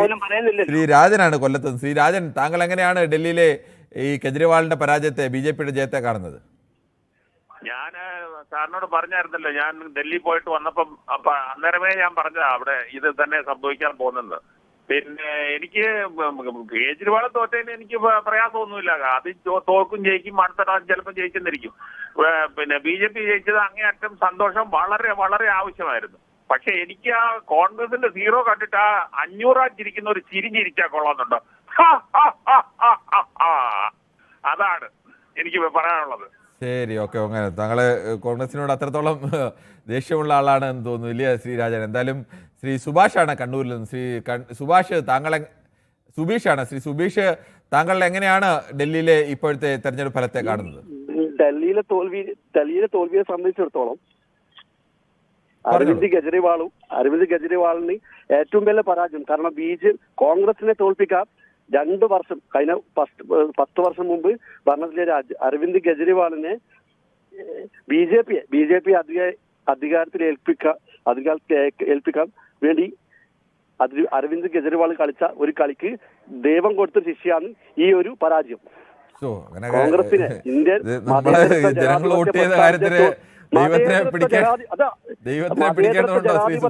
ഇന്ത്യ രാജ്യത്തെ വർഗീയതയിലേക്ക് ഡൽഹി എന്നൊരു സംസ്ഥാനത്തെ ഷീലാദീക്ഷിത് അത്ര നല്ലോണം ഭരിച്ച ഒരു സംസ്ഥാനത്തെ അതൊക്കെ ഇന്ത്യയുടെ തലസ്ഥാന നഗരത്തെ ഇല്ലാതാക്കാൻ വേണ്ടി ശ്രമിച്ച അരവിന്ദ് കെജ്രിവാൾ ഏറ്റവും വലിയ താങ്കളുടെ അഭിപ്രായം അങ്ങനെയൊക്കെ.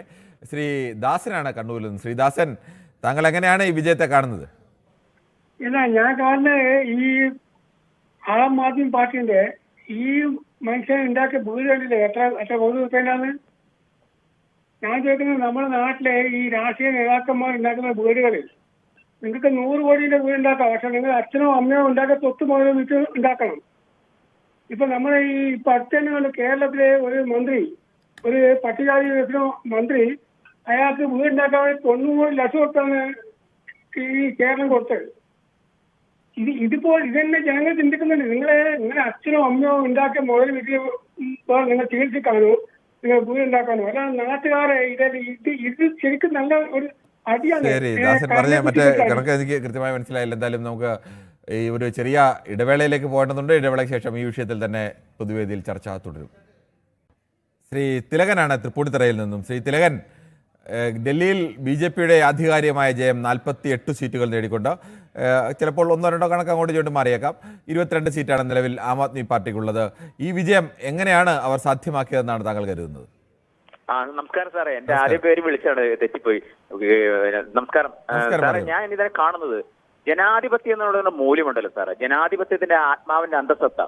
ഇതിന് പുനരുദ്ധാരണം ഏത് കാലഘട്ടത്തിലും പുനരുദ്ധാരണത്തിന്റെ കൂട്ടായ്മ കടന്നു വരും. ആ പുനരുദ്ധാരണ കൂട്ടായ്മയുടെ കടന്നു വന്ന സമീപകാലത്തിന് അണ്ണാഹാസരെ മുൻപതിൽ നിന്നത്. ഈ അണ്ണാഹാസരുടെ അകത്ത് കിട്ടിയിരിക്കുന്ന ആ ദർശനത്തിനോട് കൂടിയാണ് ഈ കെജ്രിവാളെ പോലുള്ള ആൾക്കാരത് വരികയും ആ കൂട്ടായ്മ വിജയിപ്പിക്കുകയും ചെയ്തത്. പക്ഷേ പിന്നീട് അധികാരത്തിൽ വന്നപ്പോൾ ഈ നമ്മള് ചക്രക്കൂടത്തിൽ കൈയിട്ടാൽ എന്ന് പറഞ്ഞ പോലെ ആ ഒരു അവസ്ഥയിലേക്ക് കെജ്രിവാൾ പോയതിന്റെ ഒരു അധപ്പതന മണി കണ്ടത്. ഇത് ഞാൻ പറഞ്ഞത് നരേന്ദ്രമോദിയുടെ വിജയമൊന്നുമല്ല. ഇത് അണ്ണാഹാസരുടെ ജനാധിപത്യത്തിന്റെ ആത്മാവിന്റെ ഒരു അന്തസ്സത്തിന്റെ ഇത് വെച്ചാൽ അതിനകത്തേക്ക് തിരിച്ചു വരാൻ പോകുന്നത് കണ്ടോ. സമീപകാലത്താണെങ്കിൽ കോൺഗ്രസ് തിരിച്ചു വരുമെന്ന് ഞാൻ ആഗ്രഹിക്കുന്ന ഒരു തിരമാലകൾ പിന്നോട്ട് പോകുന്ന കടലില്ലാതാക്കാനൊന്നുമല്ലോ. അത് അലയടിച്ച് തിരിച്ചു വരും. ആ ഒരു അവസ്ഥയ്ക്ക് വേണ്ടിയാണ് സാറേ ഞാൻ ആഗ്രഹിക്കുന്നത്. കോൺഗ്രസ് ഇല്ലാതായി എന്നൊക്കെ പറയില്ലേ, കോൺഗ്രസ് തിരിച്ചു വരുമെന്നാണ് ഞാൻ ആഗ്രഹിക്കുന്നത്. ശരി, സ്വാഭാവികമായും അങ്ങനെയുള്ള ആഗ്രഹമുള്ള മനുഷ്യരും നാട്ടുകളിലുണ്ട്, കോൺഗ്രസ്സുകാരും അല്ലാത്ത മനുഷ്യരും ഒക്കെ. എന്തായാലും ശ്രീ ഷാനൂരാണ് കൊല്ലത്തുനിന്ന്. ശ്രീ ഷാനൂർ, താങ്കൾ എങ്ങനെയാണ് ഈ BJPയുടെ ഒരു വലിയ വിജയത്തെ, ആം ആദ്മി പാർട്ടിയുടെ ഈ പരാജയത്തെ, കോൺഗ്രസിന്റെ അതിലും വലിയ പരാജയത്തെ കാണുന്നത്? കിരൺ, അതിനകത്ത് ഈ വിജയം അംഗീകരിച്ചുകൊണ്ട് തന്നെ പറയുകയാണ്, ഇതിനകത്ത് AAP ഞങ്ങളുടെ കോൺഗ്രസുമായി ഒരു 5 സീറ്റ് എവിടെങ്കിലും സഖ്യമായി കൊടുത്തിരുന്നുവെങ്കിൽ അവർക്ക് 43%, ഞങ്ങൾക്ക് 6.5% ഉണ്ട്. അപ്പൊ ഞങ്ങൾ ടോട്ടൽ കണക്ക് കൂട്ടുമ്പോൾ ഏകദേശം 49.5% വോട്ട് ഞങ്ങൾക്ക് കിട്ടിയെന്നെ, കോൺഗ്രസിന് അല്ല മീൻസ് AAPക്ക് കിട്ടിയെന്നെ. എങ്ങനെ അതായത് ഇപ്പൊ 47% വോട്ടോട് കൂടിയാണ് 48 സീറ്റ് BJP മേടിച്ചിരിക്കുന്നത്. 48%. ശ്രീ ഷാനൂർ, ഈ രാഷ്ട്രീയത്തിൽ ഒന്നും രണ്ടല്ല ഒരു കാരണവശാലും. കോൺഗ്രസ് ഇനി മത്സരിച്ച് കോൺഗ്രസ് ചില സ്ഥലങ്ങളിൽ സീറ്റിലൊക്കെ വ്യത്യാസം ഉണ്ടാവും. അങ്ങനെ അതുകൊണ്ട് ആ ശതമാനം ഈ പാർട്ടിക്ക് 30% കിട്ടി, മറ്റേ പാർട്ടിക്ക് 25% കിട്ടി എങ്കിൽ മറ്റേ പാർട്ടി ആ 2 പാർട്ടികളിൽ ചേർന്ന് കഴിഞ്ഞാൽ 55 കിട്ടി, മറ്റ് 45% കിട്ടി പാർട്ടിയെ തോൽപ്പിക്കുക എന്നൊക്കെ പറയുന്നത് രാഷ്ട്രീയത്തിൽ പ്രായോഗികമാണ്. ഞാൻ പറയുന്ന കാര്യം എന്തറിയോ, AAP അരവിന്ദ് കെജ്രിവാൾ വലിയേട്ടൻ മനോഭാവം കാണിച്ചത് കൊണ്ടാണ് അവിടെ പരാജയപ്പെട്ടത്. നിങ്ങൾ ഈ ഹരിയാനയിലൊക്കെ എങ്ങനെയായിരുന്നു? ഹരിയാനയിൽ തിരിച്ച് അവിടെ കോൺഗ്രസും വിട്ടുവീഴ്ച ചെയ്യണമായിരുന്നു. അവിടെ കോൺഗ്രസ് വിട്ടുവീഴ്ച ചെയ്തില്ല, കോൺഗ്രസ് തോറ്റു. ഇവിടെ ആം ആദ്മി പാർട്ടി വിട്ടുവീഴ്ച ചെയ്തില്ല, ആം ആദ്മി പാർട്ടി തോറ്റു. ഇവിടെ ഈ AAPക്കും കേജ്രിവാളിനും ഏകദേശം ഒരു ഐഡിയ. അപ്പൊ എന്തു വെച്ചാൽ കോൺഗ്രസിന്റെ നേതൃത്വത്തിന് ഇടപെട്ടുണ്ട്. ഒരു 5 സീറ്റ് കൊടുത്തിരുന്നുവെങ്കിൽ, അതായത് കോൺഗ്രസിന് ഒന്നുമല്ലാതെ കേജ്രിവാൾ കണ്ടു, കോൺഗ്രസിന് എന്തെങ്കിലും ആണെന്ന്. ഹരിയാനയിൽ കേജ്രിവാളിനെ ഒന്നുമല്ലാതെ കോൺഗ്രസ് കണ്ടില്ലേ, അപ്പോൾ തിരിച്ചു സ്വാഭാവികമായിട്ട് അവർ ചെയ്യില്ലേ? അത് രണ്ട് വ്യത്യാസമുണ്ട്. ഞങ്ങളുടെ സിറ്റിംഗ് സ്ഥലമാണ് ഹരിയാന എന്ന് പറഞ്ഞാൽ കോൺഗ്രസ് ഇഞ്ചോടിഞ്ചുള്ള സ്ഥലമാണ്. പക്ഷെ ഇവിടെ ഞങ്ങളില്ല. പക്ഷെ ഞങ്ങൾ ആര് തോക്കണം, ഡൽഹിയിൽ ആര് ജയിക്കണമെന്ന് തീരുമാനിക്കുന്നത് കോൺഗ്രസ് ആയിരുന്നു. അവിടെ ഹരിയാനയിൽ നിങ്ങളുടെ സിറ്റിംഗ് സ്ഥലമാണെങ്കിൽ ഡൽഹി കെജ്രിവാളിന്റെ സിറ്റിംഗ് സ്ഥലമല്ലേ? അല്ല, അതുകൊണ്ടല്ലേ പറഞ്ഞത് ഹരിയാനയിൽ ആം ആദ്മി പാർട്ടിക്കുള്ള സ്വാധീനത്തിന്റെ അത്ര സ്വാധീനം പോലും യഥാർത്ഥത്തിൽ ഡൽഹിയിൽ കോൺഗ്രസ് ഇല്ല എന്ന് പറയേണ്ടി വരും നിലവിൽ. അല്ല, അതില്ല. പക്ഷെ എങ്കിലും ഞാൻ പറയട്ടെ, ഒരാളെ ശരിയാണ് താങ്കൾ പറഞ്ഞതൊക്കെ അങ്ങനെയൊക്കെ സാധ്യതയുണ്ട്. അത്ര സാധ്യതകളൊക്കെ നേരത്തെ ആലോചിക്കാൻ ഈ പാർട്ടിയുടെ നേതാക്കളൊക്കെ തയ്യാറാവേണ്ടതായിരുന്നു. എന്നാൽ അവർക്ക് ചിലപ്പോൾ മാറിയത് ചിലപ്പോൾ മാറാതിരുന്നേനെ. അവർക്ക് തന്നെ തിരിച്ചു പറയാറുള്ളത് മറ്റു പല കാര്യങ്ങളിലും. ശ്രീ ബോസാണ് വയനാട് നിന്നും. ശ്രീ ബോസ്, താങ്കൾ എങ്ങനെയാണ് ഡൽഹിയിലെ ഇപ്പോഴത്തെ തെരഞ്ഞെടുപ്പ് ഫലത്തെ കാണുന്നത്? അതായത് ഇപ്പൊ ഒരു തൽക്കാലം ഒരു ഭരണ വികാരം എന്നുള്ളത് ഒഴിച്ചാല്, അതായത് ജനങ്ങൾക്ക് ഇവിടെയുള്ള ജനങ്ങൾക്ക് ഇങ്ങനെയൊക്കെ ചെയ്ത് കാണിക്കാൻ കഴിയുമെന്ന് തെളിയിച്ച ഒരൊറ്റ രാഷ്ട്രീയ പാർട്ടിയാണ് ആം ആദ്മി പാർട്ടി. അതിനെ ഒരിക്കലും മറക്കാൻ പറ്റില്ല. ഇപ്പൊ ഓഫർ ഇട്ടിരിക്കുന്ന BJPയോ മറ്റു പാർട്ടികളോ ഈ ആം ആദ്മിയെ സപ്പോർട്ട് ചെയ്തിട്ട് ആം ആദ്മി ചെയ്തത് അതിനെ കൂടുതലായിട്ട് കൊടുത്താ ചെയ്തത്. കറണ്ട് ബില്ല് അടക്കം ഫ്രീ ആയിട്ട് കൊടുക്കാൻ അതായത് ഡൽഹിയിൽ കഴിയും എന്നുള്ള കാര്യം തെളിയിച്ച് കാണിച്ചു കൊടുത്തത് ആം ആദ്മി പാർട്ടിയാണ്. അത് മാത്രമല്ല, ഈ രാഷ്ട്രീയത്തിൽ ആം ആദ്മി പാർട്ടി 2 or 3 പേര് മാത്രമുള്ള അഴിമതിക്കാര് ഈ ഇന്ത്യ മഹാരാജ്യത്ത് എത്രയോ അഴിമതിക്കാരുണ്ട്. താങ്കളുടെ അഭിപ്രായം വളരെ വ്യക്തമാണ്. നമുക്ക് അടുത്ത പ്രശ്നത്തിലേക്ക് പോകുന്നതിന് മുമ്പ് യൂട്യൂബിലെ ചില കമന്റുകൾ കൂടി വായിക്കേണ്ടതുണ്ട്. രേഖ ഓമനക്കുട്ടൻ ചോദിക്കുന്നു, തെളിവില്ലാത്തത് കൊണ്ടാണോ കോടതി പിടിച്ചകത്തിട്ടത് എന്ന് പറയുന്നു. കോടതി ഒന്നും പിടിച്ച് ആർക്കെയും ശിക്ഷ കൊടുത്ത് കെജ്രിവാളിനെ ഒന്നും അകത്തിട്ടിട്ടില്ല. കേസ് കോടതിയിൽ നടക്കുന്നേ ആരും ശിക്ഷ ഒന്നും വിധിച്ചിട്ടില്ല ശ്രീ രേഖ ഓമനക്കുട്ടൻ. അതുകൊണ്ട് അങ്ങനെ പറയുന്നത് ശരിയല്ല. അവതാരകന്റെ രാഷ്ട്രീയം പറയാനുള്ള വേദിയാണോ ഇതെന്ന് ചോദിക്കുന്നു. ഈ രേഖ ഓമനക്കുട്ടൻ്റെ സമാനമായ രീതിയിലുള്ള ചോദ്യം ഉന്നയിച്ചുകൊണ്ടാണ് പറഞ്ഞത്. അങ്ങനെയല്ല എന്നുള്ളത് യാഥാർത്ഥ്യം പറഞ്ഞു കൊടുക്കേണ്ടത്, അല്ലെങ്കിൽ ഒരാൾ തെറ്റായ രീതിയിൽ ആരോപണം ഉന്നയിക്കുമ്പോൾ തെറ്റാണെന്ന് ചൂണ്ടിക്കാണിക്കേണ്ടത് അവതാരകൻ എന്ന രീതിയിൽ എൻ്റെ ഉത്തരവാദിത്തമാണ്. അതുകൊണ്ട് തന്നെയാണ് അങ്ങനെ ചെയ്തത്. ശ്രീ ശരത് ബാബു, മോദിയുടെ വിജയമല്ലാതെ പിന്നെ പപ്പുവിൻ്റെ വിജയമാണോ എന്ന് ചോദിക്കുന്നു. ഞങ്ങൾ മോദിയുടെ വിജയമാണോ മോദിയുടെ വിജയമല്ല എന്ന് നമ്മളാരും പറഞ്ഞില്ല. മോദിയുടെ വിജയമാണോ എന്നുള്ള വിഷയമാണ് ചർച്ച ചെയ്യുന്നത്. അതുകൊണ്ട് ശരത് ബാബു ഇത്രത്തോളം രോഷം കൊള്ളേണ്ട കാര്യമില്ല. പിന്നെ ഒരു ഇന്ത്യയുടെ പ്രതിപക്ഷ നേതാവിനെ ആ തരത്തിലേക്ക് വിളിക്കുന്നത് ശരിയായ ഒരു രാഷ്ട്രീയ സംസ്കാരത്തിൻ്റെ ഭാഗവുമല്ല. ശ്രീ രഘുനന്ദനൻ തിരുവില്ലാംബരം, അധികാരത്തിലിരിക്കുന്ന രാഷ്ട്രീയ പണവും സ്വാധീനവും ഉപയോഗിച്ചുള്ള വിജയം എന്ന് പറയുന്നു. അതോടൊപ്പം തന്നെ ശ്രീ വിനായകൻ, ഇവിടെ ജയിച്ചത് കോൺഗ്രസും സംപൂജ്യം എന്ന് പറയുന്നു. അതോടൊപ്പം തന്നെ BJPക്ക് ജയ് വിളിച്ചേക്കുന്നു പ്രശാന്ത് പ്രകാശൻ. ജയ് നരേന്ദ്രമോദി, ജയ് BJP എന്ന് പറയുന്നു ജോയി ക്രിയേഷൻസ് എനിക്ക് തോന്നുന്നു മറ്റാരുടെ വ്യാജ പേരാണെന്ന് തോന്നുന്നു, മറ്റൊരു പടമൊക്കെയാണ് ഇട്ടേക്കുന്നത്. ശ്രീ PMK തെളിവില്ലാതെ എത്രയോ പേരെ ജയിലിലാക്കിയിട്ടുണ്ട്. പലവട്ടം കളവ് പറഞ്ഞ് നമ്മുടെ നായകനെ PDP ചെയർമാൻ എത്ര വർഷം തെളിവിലായിട്ടുണ്ടെന്ന് ചോദിക്കുന്നു. അഖിൽ, എന്താണ് വായിക്കാൻ വയ്യ. BJP റാഫേൽ അഴിമതി എത്ര കോടി എന്ന് ചോദിക്കുന്നു. വയനാട്ടിലെ കോൺഗ്രസ് നേതാവിനെതിരെ ED കേസെടുക്കാൻ പറഞ്ഞത് കേരളം ഭരിക്കുന്ന സർക്കാരാണ്, അത് തെളിവില്ലാത്തത് കൊണ്ടാണോ എന്ന് ചോദിക്കുന്നു. എന്തായാലും അങ്ങനെ രാഷ്ട്രീയമായ ചോദ്യങ്ങളാണ് പല രീതിയിലും വരുന്നത്. ഈ രീതിയിൽ അഹങ്കാരം കൊണ്ടു നടക്കുന്ന കോൺഗ്രസ് ഇന്ത്യയിൽ വട്ടപൂജ്യമാകും, ഇനി അതിനധികം നാളില്ല എന്നൊക്കെ പറയുന്നുണ്ട്. ബാലൻ വി എന്ന് പറയുന്ന ഒരു പ്രേക്ഷകൻ, ശ്രീ സന്തോഷ് കുമാർ പറയുന്നു, CPIക്കും CPMനും എത്ര വോട്ട് കിട്ടിയെന്നറിയാമെങ്കിൽ ഒന്ന് പറയണമെന്നാണ്. CPIയുടെയൊക്കെ ചില വോട്ട് വന്നിട്ടുണ്ട്, വളരെ ചെറിയ വോട്ട്, അങ്ങനെ കാര്യമായി എണ്ണം പറയേണ്ടത്ത അത്ര വലിപ്പമുള്ള വോട്ടുകളൊന്നും അവിടെ CPMനും CPIക്കും കിട്ടിയില്ല. CPIയുടെ കണക്കാണ് ഞാൻ കണ്ടത്. എന്തായാലും അതിലും വലിയ വോട്ടൊന്നും ആർക്കും കിട്ടാനുള്ള വഴിയില്ല. മുമ്പും അങ്ങനെയൊന്നും കിട്ടുന്ന ഒരു രീതിയൊന്നുമില്ല, അവിടെ ഇല്ല. സംപൂജ്യ കോൺഗ്രസ് എന്ന് ഡോക്ടർ ഷാഡോ ഓഫ് തിരുവനന്തപുരം, അതും വ്യാജമായ പേരാണെന്ന് തോന്നുന്നു, shadow of Thiruvananthapuram. Divas Nair, Congress charge കുതിര എന്ന് പറയുന്നു. എന്തായാലും അങ്ങനെ പല രീതിയിലുള്ള പ്രതികരണങ്ങളാണ് പ്രേക്ഷകരുടെ ഭാഗത്തു നിന്ന്. ശ്രീ പ്രദീപാണ് ന്യൂയോർക്കിൽ നിന്ന് വിളിക്കുന്നത്. ശ്രീ പ്രദീപ്, താങ്കൾ എങ്ങനെയാണ് ഡൽഹിയിൽ നരേന്ദ്രമോദിയുടെ ഒരു തന്ത്രത്തിന്റെ വിജയമായിട്ടാണോ ഇതിനെ കാണുന്നത്? നമസ്കാരം കിരൺ. നമസ്കാരം കിരൺ, ഞാനൊരു സത്യം പറഞ്ഞോട്ടെ, കിരണിന്റെ മുഖത്ത് ചെറിയൊരു സങ്കടമുണ്ട്. എന്റെ മുഖത്ത് എന്തിനാണ് ശ്രീ പ്രദീപ് സങ്കടം? പ്രദീപിനെ പോലെ എനിക്ക് ഏതെങ്കിലും, ഞാൻ ഇന്നലെയും വളരെ വ്യക്തമായി പറഞ്ഞു, ഇന്ത്യയിൽ ആര് ജയിച്ചാലും തോറ്റാലും ഒന്നും വ്യക്തിപരമായി എനിക്ക് ഈ തരത്തിൽ ഒരു അവതാരം എന്ന രീതിയിൽ സങ്കടപ്പെടേണ്ട കാര്യമില്ല. വ്യക്തിപരമായി പല്ല് ജയിക്കുന്നതിനും തോക്കുന്നതിനും എല്ലാ മനുഷ്യർക്കും ഉള്ളതുപോലെ സങ്കടവും സന്തോഷവും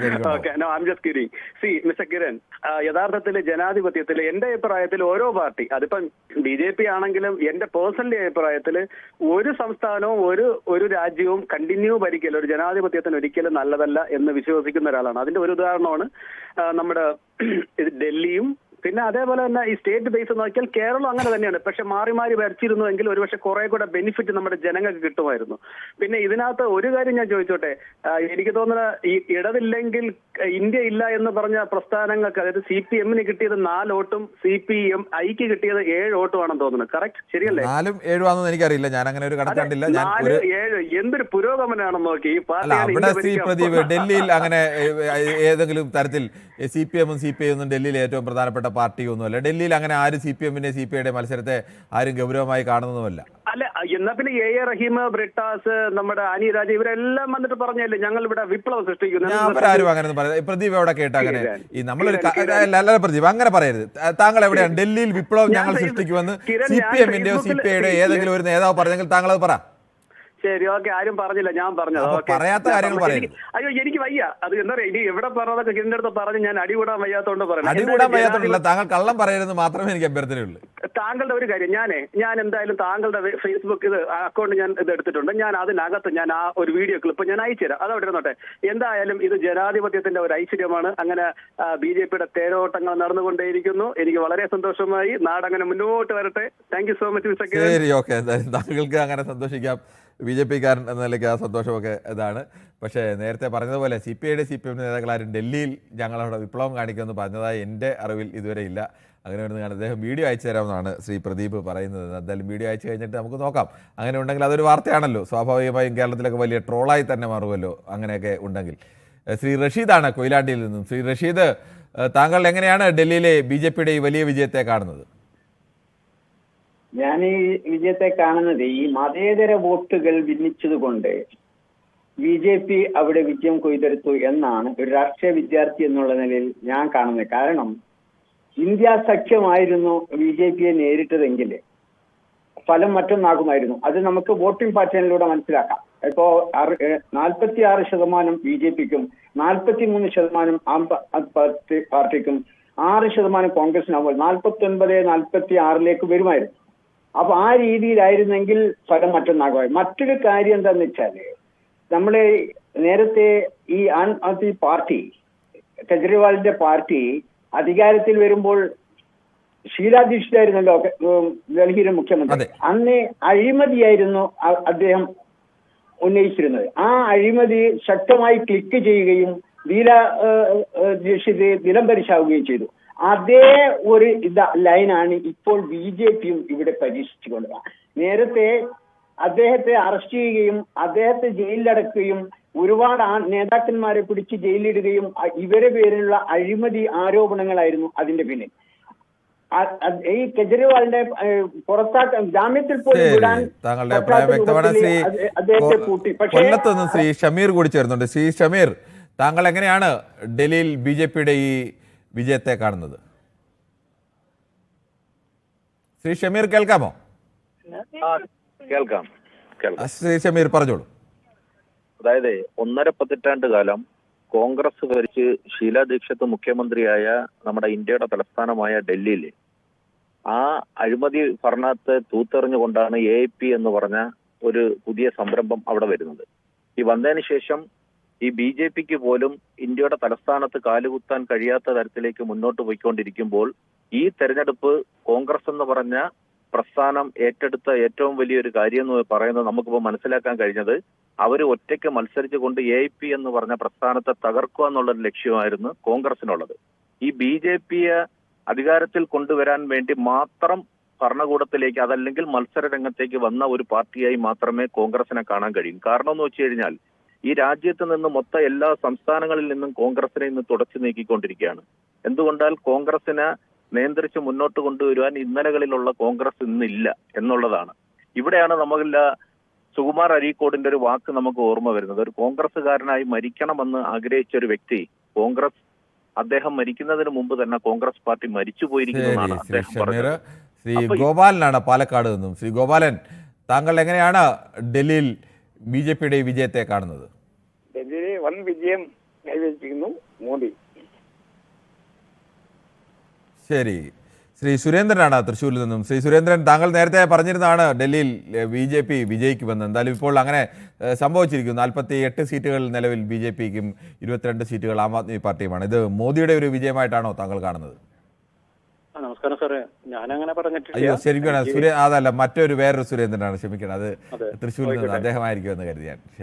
എനിക്ക് തോന്നുന്നത് ജനാധിപത്യത്തിലെ വിജയം ഇപ്പൊ എന്തായാലും വിജയം തന്നെയാണ്. പക്ഷെ എനിക്ക് തോന്നുന്നത് എന്താണെന്ന് വെച്ചാലേ, ഒരു സർക്കാർ വന്നു കഴിഞ്ഞാൽ നേരത്തെ പറഞ്ഞ മാതിരി ഷീലാ ദീക്ഷിത് വന്നു, പിന്നെ ആണ് അരവിന്ദ് കെജ്രിവാൾ വന്നത്. അപ്പൊ നമുക്ക് മനസ്സിലായി ഷീലാ ദീക്ഷിത് എവിടെയായിരുന്നു, അരവിന്ദ് കെജ്രിവാൾ എവിടെയായിരുന്നു. അപ്പോൾ അദ്ദേഹം എന്തേ ചെയ്തതെന്നറിയോ? അദ്ദേഹം ജനങ്ങൾക്ക് വേണ്ടി ഇത്രയധികം ചെയ്യാൻ പറ്റുമായിരുന്നു ആദ്യത്തെ കാണിച്ചു. ജനങ്ങൾക്ക് കൊടുത്തു കഴിഞ്ഞാൽ, ഒരു ഗവൺമെന്റ് കൊടുത്തു കഴിഞ്ഞാൽ പിന്നെ അതിനും കൂടുതൽ അടുത്ത ഭരണത്തിൽ വരുമ്പോൾ അതിലും കൂടുതൽ പ്രതീക്ഷിക്കുക ജനങ്ങൾ. അല്ലെങ്കിൽ എന്ത് ചെയ്യും, ജനങ്ങൾ പിന്നെ പുറകോട്ട് പോകും. കാരണം ഇതിലും കൂടുതൽ വേറെ പാർട്ടി കിട്ടും, എപ്പോഴും കൂടുതൽ കിട്ടും എന്നുള്ള പ്രതീക്ഷയിലാണ് ചെയ്യണത്. ഇനി നമുക്ക് കമ്പയർ ചെയ്യുക എങ്ങനെയാണെന്ന് വെച്ചാൽ, അരവിന്ദ് കെജ്രിവാളിന് ശേഷം ഇപ്പൊ ഇനി BJP വരുന്നു. ഈ BJP ഗവൺമെന്റ് വരുമ്പോഴാണ് നമുക്ക് കെജ്രിവാൾ എവിടെയായിരുന്നു അല്ലെങ്കിൽ BJP എവിടെയായിരുന്നു നമുക്കറിയാം. ഷീലാ ദീക്ഷിത് എവിടെയായിരുന്നു, കെജ്രിവാൾ എവിടെയായിരുന്നു. ഇനിയിപ്പോ ഇപ്പോഴാണ് മനസ്സിലാവുക. കാരണം ജനങ്ങൾക്ക് അധികം വാരിക്കോരി കൊടുക്കരുതെന്ന് പറയുന്നതിന്റെ ഏറ്റവും വലിയൊരു ഉദാഹരണമാണ് ഈ അരവിന്ദ് കെജ്രിവാളിന്റെ. കാരണം അവിടെ എന്തൊക്കെ കാര്യങ്ങൾ ചെയ്തിട്ടുണ്ടെന്ന് നമുക്ക് നോക്കാം. പിന്നെ അരവിന്ദ് കെജ്രിവാളിന് മോദി ഗവൺമെന്റ് എന്താ ചെയ്തെന്നുള്ള കാര്യങ്ങളൊക്കെ നമുക്ക് വ്യക്തമായിട്ട് അറിയാം. താങ്കളുടെ അഭിപ്രായം വ്യക്തമാണ്. ശ്രീ സൂപ്പിയാണ് വെള്ളമുണ്ടയിൽ നിന്നും. ശ്രീ സൂപ്പി, താങ്കൾ എങ്ങനെയാണ് കാണുന്നത്? ഡൽഹിയിൽ BJP എങ്ങനെയാവും ഈ ആം ആദ്മി പാർട്ടിയെ തകർത്തത്? നമസ്കാരം സാർ. നമസ്കാരം. എന്റെ അഭിപ്രായത്തില് ഡൽഹിയില് മുൻപും BJP ഭരിച്ചിട്ടുണ്ട്. 93 മുതൽ 98 വരെ അന്ന് BJP ഈ നരേന്ദ്രമോദി അല്ലല്ലോ പ്രധാനം. നരേന്ദ്രമോദിയുടെ പാണ്ഡവമൊന്നുമല്ല ഈ വിജയത്തിന്റെ കാരണം. പിന്നെ ഡൽഹിയിൽ കലാപം നടന്നപ്പോ ഈ കെജ്രിവാൾ എന്താ ചെയ്തത്? അദ്ദേഹം ഹനുമാൻ ക്ഷേത്രത്തിൽ പോയിരിക്കുകയില്ല. ആ കലാപം അടിച്ചൊതുക്കുന്നതിൽ അദ്ദേഹം പരാജയപ്പെടുകയാണ് ചെയ്തത്. ഡൽഹിയുടെ സുരക്ഷാ ചുമതല സംസ്ഥാന സർക്കാരിനല്ല ശ്രീ സൂപ്പി. ഡൽഹിയിലെ അത്തരം കാര്യങ്ങളൊക്കെ ചെയ്യുന്നത് കേന്ദ്ര സർക്കാരിന്റെ കയ്യിലാണ് നിയന്ത്രണം. എന്നാൽ അദ്ദേഹം ക്ഷേത്രത്തിൽ പോയിരിക്കില്ല, കേന്ദ്ര സർക്കാരിനെ അറിയിക്കുകയും ചെയ്തിട്ടില്ല. ഇന്ന് പട്ടാളത്ത് ഇറക്കണമെന്നോ ഈ കലാപം. താങ്കളുടെ അഭിപ്രായം വ്യക്തമാണ്. ശ്രീ സൂപ്പിയാണ് സംസാരിച്ചത്. എന്തായാലും നമുക്ക് ഒരു ചെറിയ ഇടവേളയിലേക്ക് കൂടി പോകേണ്ടതുണ്ട്. ഇടവേളയ്ക്ക് ശേഷം വീണ്ടും ഈ വിഷയത്തിൽ ചർച്ച തുടരും. ഡൽഹിയിലെ തെരഞ്ഞെടുപ്പിൽ ആം ആദ്മി പാർട്ടിയുടെ തേരോട്ടം അവസാനിപ്പിച്ചുകൊണ്ട് BJP അവിടെ അധികാരത്തിലേക്ക് എത്തുകയാണ്. കഴിഞ്ഞ 10 വർഷമായി ഡൽഹി ഭരിച്ചുകൊണ്ടിരുന്ന ആം ആദ്മി പാർട്ടിക്ക് ഇക്കുറി ഭരണം നഷ്ടപ്പെട്ടു. കഴിഞ്ഞ 2 തവണയും 70-ൽ 67-ഉം 63-2 സീറ്റുകൾ നേടിക്കൊണ്ട് വമ്പൻ വിജയം നേടിയ പാർട്ടിയാണ് ഇക്കുറി 22-ലേക്ക് ഒതുങ്ങിയിരിക്കുന്നത്. എന്തായാലും ആ വിഷയത്തിലാണ് ചർച്ച. ശ്രീ ഷാലി അബൂബക്കറാണ് ദുബൈയിൽ നിന്നും. ശ്രീ ഷാലി അബൂബക്കർ, താങ്കൾ ഡൽഹിയിലെ ഇപ്പോഴത്തെ ആം ആദ്മി പാർട്ടിയുടെ പരാജയത്തെ എങ്ങനെയാണ് കാണുന്നത്? ഇന്ത്യൻ ജനാധിപത്യത്തിൽ ഇപ്പൊ ഇത്രയും കാലത്തെ ഇലക്ഷൻ മെത്തേഡ് മനസ്സിലാക്കി വരുമ്പോൾ ഒന്നുമില്ലെങ്കിൽ പ്രതിപക്ഷം ജയിക്കും, അല്ലെങ്കിൽ ഭരണപക്ഷം ജയിക്കും. അങ്ങനെയാണല്ലോ ഇതിന്റെ സ്ട്രാറ്റജി ഉണ്ടാവാറ്. അതായത് ഭരണപക്ഷത്തിലിരിക്കുന്ന പാർട്ടിക്ക് കുറെ ഇതിട്ട് പ്രശ്നങ്ങൾ വരും. അപ്പോൾ അത് പ്രതിപക്ഷത്തിന് കൂടുതൽ കരുത്താകും. ഇനി പ്രതിപക്ഷം ശക്തമല്ലാത്ത ഏരിയകളാണെങ്കിൽ വീണ്ടും ഭരിക്കുന്ന പാർട്ടിക്ക് തന്നെ വീണ്ടും ചാൻസുകൾ കിട്ടുന്ന ഒരു മെത്തേഡാണ് വന്നിരിക്കുന്നത്. അപ്പൊ ഇതിലിങ്ങനെ പറയാൻ കാരണം എന്താ അറിയോ? അത് ഇപ്പൊ ഇന്ത്യ മുന്നണി എന്ന് പറഞ്ഞൊരു സ്ട്രാറ്റജി ശക്തമായിട്ടുള്ള BJPയെ എതിരാണ്. BJP ഒറ്റക്കക്ഷിയായിട്ടാണ് മുന്നോട്ട് പോകുന്നത്. മിക്കവാറും NDA കക്ഷികളിൽ പലരും പ്രമുഖരൊന്നുമല്ല, ചെറിയ ചെറിയ കക്ഷികളാണ്. പക്ഷെ അവരാണ് ഒറ്റയ്ക്കെല്ലാം മാനേജ് ചെയ്യുന്നത്. പക്ഷേ ഇന്ത്യ മുന്നണി പോലുള്ള ഒരു കക്ഷിക്ക് ഒരു സ്ട്രാറ്റജിക് പ്ലാൻ ഒന്നുമില്ല. വെറുതെ കുറച്ച് പേരെ അവര് കൂട്ടി പിടിച്ച് അവരൊരു കമ്മിറ്റി ഉണ്ടാക്കിയിട്ട് ശരിക്കും ഇതിന്റെ ഒരു പ്ലാനിങ്ങോ ഇംപ്ലിമെന്റേഷനോ ഒന്നും കാണുന്നില്ല. ഹരിയാന ഇലക്ഷനിലും ഗുജറാത്ത് ഇലക്ഷനിലും കണ്ട പോലെ തന്നെയാണ് ഇപ്പൊ ഡൽഹി ഇലക്ഷനിലും കണ്ടത്. ഒരു സ്ട്രാറ്റജിക് കമ്മിറ്റി ഉണ്ടാക്കിയിട്ടില്ല. ആ സ്ട്രാറ്റജിക് കമ്മിറ്റി ഇലക്ഷന് മുന്നേ 6 മാസം കൂടിയിട്ട് വിട്ടുവീഴ്ചകളും മനോഭാവങ്ങളൊക്കെ കൊടുത്തിട്ട് ജയിപ്പിക്കേണ്ടത് മുന്നണിയിലെ ഘടകത്തിനാണ് ജയിപ്പിക്കേണ്ടത്. BJPയെ തോൽപ്പിക്കണം എന്നുള്ള ഒരു മുൻകരുതലൊന്നും ഇപ്പോ ഇതിൽ കാണുന്നില്ല. അതിന്റെ ഒരു പ്രായോഗിക ബുദ്ധിമുട്ട് കാണുന്നുണ്ട്. ശ്രീ ശശിധരനാണ് വയലാറിൽ നിന്നും. ശ്രീ ശശിധരൻ, താങ്കൾ എങ്ങനെയാണ് ഈ വിജയത്തെ കാണുന്നത്? ഞാൻ കുറച്ച് ദിവസമായില്ലായിരുന്നു, എന്നെ തിരക്കിയില്ലല്ലോ. നമസ്കാരം. താങ്കൾ വിളിക്കാതെ എങ്ങനെയാണ്? അല്ല, എന്റെ കണ്ണിന് സർജറി ആയിട്ടിരുന്നോണ്ടാ ഞാൻ കേൾക്കുന്നുണ്ടായിരുന്നു. അപ്പൊ കണ്ണിന്റെ സർജറി ഒക്കെ കഴിഞ്ഞപ്പോ റെഡിയായോ? എന്റെ ഓഡിയോ മാത്രം കേൾക്കുമായിരുന്നു, നേരിട്ട് കാണാൻ പറ്റത്തില്ലല്ലോ. ശരി. ഇപ്പൊ എങ്ങനെയാണ്? കറുത്ത കണ്ണാടിയൊക്കെ എടുത്തോ? അതെ, ഞാൻ കരുണാനിധിയായിട്ടിരിക്കുകയാണ്. കരുണാനിധിയായിട്ടിരിക്കുകയാണ്. പണ്ട് ഈ കണ്ണാടി വെക്കുമ്പോൾ ആളുകൾ സ്ഥിരമായി പറയുന്നത് എനിക്ക് ആ ഒരു കട്ടുണ്ട് ഇതെന്നൊക്കെ എല്ലാരും പറഞ്ഞ് കളിയാക്കൊണ്ടിരിക്കുക. അതെ, ഓക്കെ. കരുണാനിധി ഒരു കട്ടൊക്കെ ഉണ്ട് ഇല്ലേ? എന്തായാലും വയലാറിലെ കരുണാനിധി എന്ന് ഇനിയിപ്പോൾ അറിയപ്പെടാതില്ലേ? ശരി, ഓക്കെ. എന്തായാലും താങ്കൾ പറഞ്ഞോളൂ, എന്തായിരിക്കും അവിടുത്തെ വിജയത്തിനും പരാജയത്തിനും ഒക്കെ കാരണം? അതെ, ഒന്നാമത്തെ കാര്യം ഈ അഴിമതി തൂത്തെറിയാനായിട്ട് കൊണ്ടുവന്ന ചൂല് ഇപ്പൊ അവർക്കെതിരെ തിരിഞ്ഞ് അവരെ തൂത്തെറിഞ്ഞു എന്നുള്ളതാണ് എന്റെ ഒരു ചെറിയ അഭിപ്രായം. കാരണം എന്ന് പറഞ്ഞാൽ എത്ര വമ്പന്മാരായാലും ശരി ഒരു ക്ലെയിം വന്നു കഴിഞ്ഞാൽ ജനം സഹിക്കില്ല. കാരണം പണ്ട് ഇവിടെ നാട്ടിൽ പറയുമായിരുന്നു വടക്കേന്റെ കിടക്കുന്നവർക്ക് വിവരമില്ല ബോധമില്ല അതുകൊണ്ടാണ് ഒരേ പാർട്ടിയിൽ തന്നെ ജയിപ്പിക്കണമെന്നൊക്കെ പറയും. പക്ഷെ ഇത് അതൊക്കെ മാറി ഇപ്പം ജനം പ്രബുദ്ധരായിക്കൊണ്ടിരിക്കുകയാണ്. അപ്പൊ ഈ സംഭവത്തിൽ വേറെ കാര്യങ്ങൾ ഞാൻ കിരണിനോട് സ്നേഹക്കുട്ടിയാ പറയട്ടെ. കിരണ് ഒരിക്കലും രാഷ്ട്രീയം പ്രത്യക്ഷത്തിൽ മനസ്സിലുണ്ടെങ്കിലും പ്രകടിപ്പിക്കാതിരിക്കുക. അതാണ് കിരണിനെ കുറ്റപ്പെടുത്തി പലരും പറയുന്നത്. കാരണം കിരണിന്റെ ആദ്യമുള്ള ഞാൻ കേട്ടോണ്ടിരിക്കുകയാണ്, അതിനകത്തൊരു അബദ്ധം പറ്റി. കിരൺ ഇടതുപക്ഷത്തെ സപ്പോർട്ട് ചെയ്തും കോൺഗ്രസിനെ കളിയാക്കിയും കൊണ്ടാണ് പറഞ്ഞുകൊണ്ടിരുന്നത്. അതുകൊണ്ടാണ് ആളിലേക്ക് ഷോക്കാകുന്നത്. അത് വേണ്ട കിരണ് ഞാൻ അങ്ങനെ കളിയാക്കിക്കൊണ്ട് ഇപ്പൊ ഈ ഒരു ഘട്ടത്തിൽ കോൺഗ്രസ് 3 തവണയെ സമ്പൂജ്യമായിട്ട് പറയുമ്പോൾ സ്വാഭാവികമായിട്ടും ഇന്ത്യയിലെ പ്രതിപക്ഷമായിരുന്ന പാർട്ടിയല്ലേ. അതെ, ആ പാർട്ടിയോട് എനിക്ക് പ്രത്യേകിച്ച് വേറെ ചിലരൊക്കെ ആക്ഷേപിക്കുന്നത് നമ്മൾ കോൺഗ്രസിന് അനുകൂലമായി ഞാൻ പറയുന്നത് ആക്ഷേപിക്കുന്നവരുണ്ട്. അതല്ല നിസ്സാരമായിട്ട് കാണാവോ കമ്മ്യൂണിസ്റ്റ് പാർട്ടി? അവർ ഇന്ത്യയിലെ പ്രതിപക്ഷ കക്ഷിയായിട്ട് വരെ ഇരുന്നതല്ലേ കമ്മ്യൂണിസ്റ്റ് പാർട്ടികൾ. അതെ, കമ്മ്യൂണിസ്റ്റ് പാർട്ടിയുടെ കാര്യമല്ലോ. കോൺഗ്രസ് താങ്കൾ ഏത് പാർട്ടിയുടെ കാര്യമാണ് പറഞ്ഞത്? വെറുതെ എണ്ണാനുള്ള വോട്ട് കിട്ടിയാൽ മതിയോ ഇത്രയും 65 വർഷം വഴക്കമുള്ള ഒരു പാർട്ടിക്ക്? അങ്ങനെയല്ല, ഡൽഹിയിൽ അങ്ങനെ CPM ഉം CPI അങ്ങനെ ഒരു പ്രധാനപ്പെട്ട ഒരു പാർട്ടിയല്ല. ഒരു സ്വതന്ത്രം നിന്നാ കിട്ടുമല്ലോ കിരണെ കുറച്ച് വോട്ട്. അതിനപ്പുറത്തേക്കൂടെ അങ്ങനെ ഡൽഹിയിൽ അങ്ങനെ ഒരു പ്രധാനപ്പെട്ട ശക്തിയല്ല ശ്രീ ശശിധരൻ. നമുക്ക് കേരളത്തിൽ അങ്ങനെ CPM വോട്ട് കുറഞ്ഞാൽ അല്ലെങ്കിൽ CPIക്ക് വോട്ട് കുറഞ്ഞാൽ, ഈവൻ തമിഴ്നാട്ടിൽ വോട്ട് കുറഞ്ഞാൽ കൂടിയാൽ അല്ലെങ്കിൽ ആന്ധ്രയിൽ വോട്ട് കുറഞ്ഞാൽ കൂടിയാലൊക്കെ ചർച്ച ചെയ്യാം. പക്ഷെ ഡൽഹിയെ പോലെ സംസ്ഥാനത്ത് അങ്ങനെ ഒരു പ്രധാനപ്പെട്ട ഒരു പാർട്ടിയല്ല. അതൊരു ചെറിയ പാർട്ടി, ഒരു പ്രാതിനിധ്യത്തിന് വേണ്ടി മത്സരിക്കുന്നതിനപ്പുറത്തേക്ക് പ്രാധാന്യമില്ല. ഞാനൊരു ഇടതുപക്ഷ മനസ്സുള്ള ആളാണ്. ഞാനൊരു ചോദ്യം ചോദിക്കട്ടെ, കേരളത്തിൽ മാത്രം മതിയോ ഇത്? അല്ല, അത് വേറെ കാര്യം. അതൊക്കെ വേറെ വിശാലമായി ചിന്തിക്കുകയും വിശാലമായി പറയുകയും ചെയ്യേണ്ട വിഷയമാണ്. എന്തായാലും നമുക്ക് മറ്റൊരു തെറ്റുപറ്റി അവരെ തിരുത്തിക്കണമെങ്കിൽ നമ്മൾ അവരെ വിമർശിച്ചേ പറ്റൂ. ശരി, ഓക്കെ, അതൊക്കെ വേണം, തീർച്ചയായിട്ടും വേണം. ഒരു പാർട്ടിയും വിമർശനത്തിന് അതീതരല്ല, എല്ലാവരെയും ശക്തമായി തന്നെ വിമർശിക്കണം. നമുക്ക് മറ്റൊരു പ്രേക്ഷകൻ കൂടിയുണ്ട്. ശ്രീ ദീപു ആണ് തിരുവനന്തപുരത്ത് നിന്നും. ശ്രീ ചന്ദ്രൻ നായരാണ്. ശ്രീ ചന്ദ്രൻ നായർ, താങ്കൾ എങ്ങനെയാണ് ഡൽഹിയിലെ BJPയുടെ ജയത്തെയും ആം ആദ്മി പാർട്ടിയുടെ പരാജയത്തെയും കാണുന്നത്? നമസ്കാരം. എനിക്ക് പറയാനുള്ളത് എന്താ വെച്ചാല്, ഈ നമ്മുടെ കോൺഗ്രസിന്റെ ഏറ്റവും നേതാവ് രാഹുൽ ഗാന്ധിയാണ് കോൺഗ്രസിന് ഇന്നത്തെ പരാജയത്തിന് മുഴുവൻ കാരണം എന്താണെന്ന് വ്യക്തമായിട്ട് പറയാം. ഇവിടെ ജനങ്ങൾക്ക് കോൺഗ്രസിനെ ഉയർത്തിക്കൊണ്ടുവരുന്ന ആഗ്രഹമുണ്ട്. പക്ഷെ ഈ നേതാക്കന്മാർ എന്ത് ചെയ്യുന്നു? രാഹുൽ ഗാന്ധി ഒരു പ്രാവശ്യം ഒരു ക്യാബിനറ്റ് മീറ്റിംഗിൽ ക്യാബിനറ്റ് തീരുമാനത്തിന്റെ മന്ത്രിസഭാ തീരുമാനമാണ് അജയ് മാക്കൻ അവിടെ കോൺഗ്രസിന്റെ സെക്രട്ടറി ഇപ്പൊ പ്രസ് ക്ലബിൽ പ്രസംഗിച്ചുകൊണ്ടിരിക്കുമ്പോഴത്തേക്ക് രാഹുൽ ഗാന്ധി നാടകീയമായിട്ട് കയറി വന്ന് വലിച്ചു കീറി മുഖത്തെറിഞ്ഞു. മൻമോഹൻ സിംഗ് പ്രധാനമന്ത്രിയായ കാലത്ത്. അന്ന് മുതൽ കോൺഗ്രസിന്റെ അപജയം തുടങ്ങി. രണ്ടാമത് എന്താ രാഹുൽ ഗാന്ധി ചെയ്യുന്നത്? എവിടെയൊക്കെ കോൺഗ്രസ് മുൻകൈയിലുണ്ടോ അവിടുത്തെ നേതാക്കന്മാരെ വെറുപ്പിച്ചു. അത് ആന്ധ്രയിൽ നോക്കിക്കോളൂ, നിങ്ങൾ പഞ്ചാബിൽ നോക്കിക്കോളൂ, എവിടെയൊക്കെ കോൺഗ്രസ് അധികാരത്തിലുണ്ടോ അവിടുത്തെ ആ മുഖ്യമന്ത്രിമാരൊക്കെ വലിച്ചിട്ട് രാഹുൽ ഗാന്ധിക്ക് ഇഷ്ടപ്പെട്ട ആൾക്കാരെ കയറ്റി. ഇത് മറിച്ച് പറയാൻ രാഹുൽ ഗാന്ധിയെ ഒന്ന് ശാസിക്കാൻ ഒരാളും. താങ്കളുടെ അഭിപ്രായം വ്യക്തമാണ്. പക്ഷേ ആന്ധ്രയിലൊക്കെ തീരുമാനങ്ങൾ എടുക്കുന്ന സമയത്ത് രാഹുൽ ഗാന്ധി അല്ല ആ സ്ഥലത്തിലേക്ക് തീരുമാനങ്ങൾ. സോണിയാഗാന്ധിയുടെ നേതൃത്വത്തിലാണ്. സോണിയാഗാന്ധി പ്രതാപത്തോടു കൂടി തന്നെ നിൽക്കുന്ന സമയത്താണ് പല പ്രധാനപ്പെട്ട നേതാക്കളും ആ കാര്യത്തിൽ ഉണ്ട്.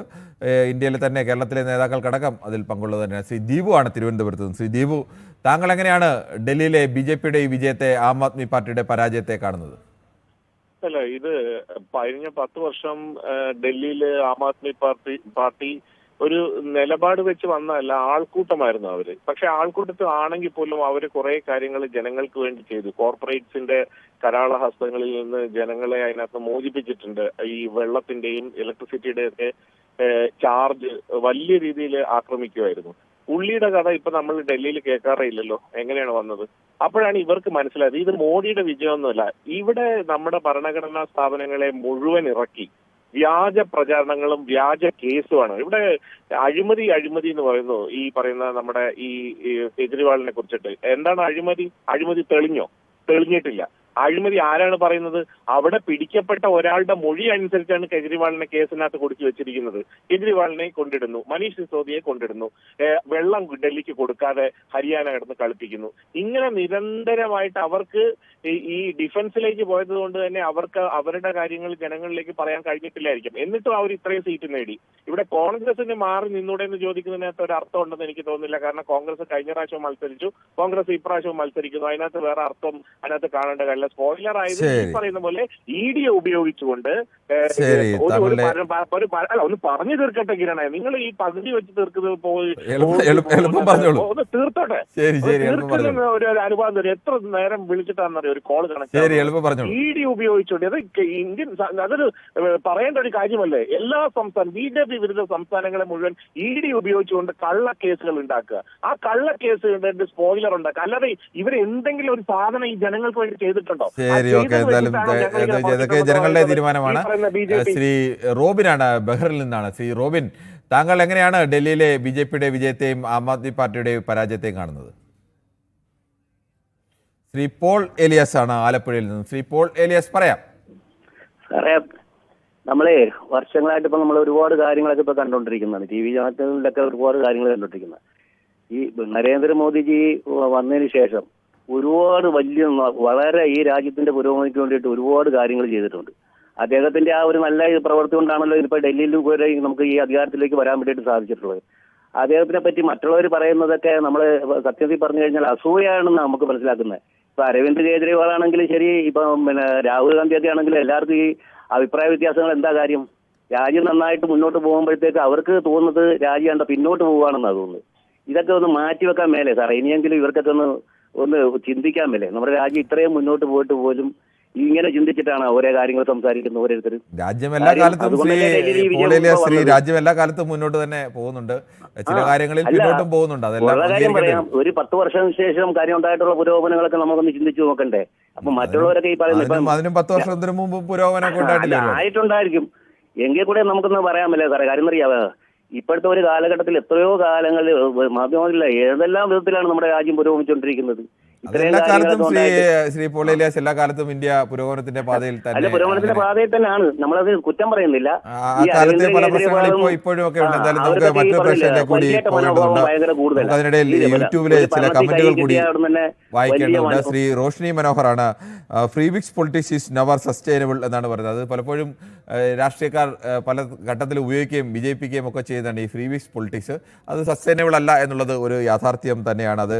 പക്ഷേ പലരും വിജയത്തിന് വേണ്ടി അത്തരം സൗജന്യങ്ങൾ കൂടുതൽ കൊടുക്കുന്നു. അതിനുള്ളൊരു മത്സരമായിരുന്നു. ഡൽഹിയിലായാലും അങ്ങനെ തന്നെയാണ്. ഇപ്പോൾ വിജയിച്ച BJP ആയാലും ഒരു സീറ്റിലും ജയിച്ചില്ലെങ്കിലും കോൺഗ്രസ് ആയാലും ആം ആദ്മി പാർട്ടി എല്ലാം ചെയ്ത ഒരേ പൊളിറ്റിക്സ് തന്നെയാണ്. Arvind Kejriwal forgot against corruption and ended up with 50 lakhs bungalow എന്ന് പറയുന്നു. എന്തായാലും അത് പറഞ്ഞിരിക്കുന്നത് റോഷ്നി മനോഹറാണ്.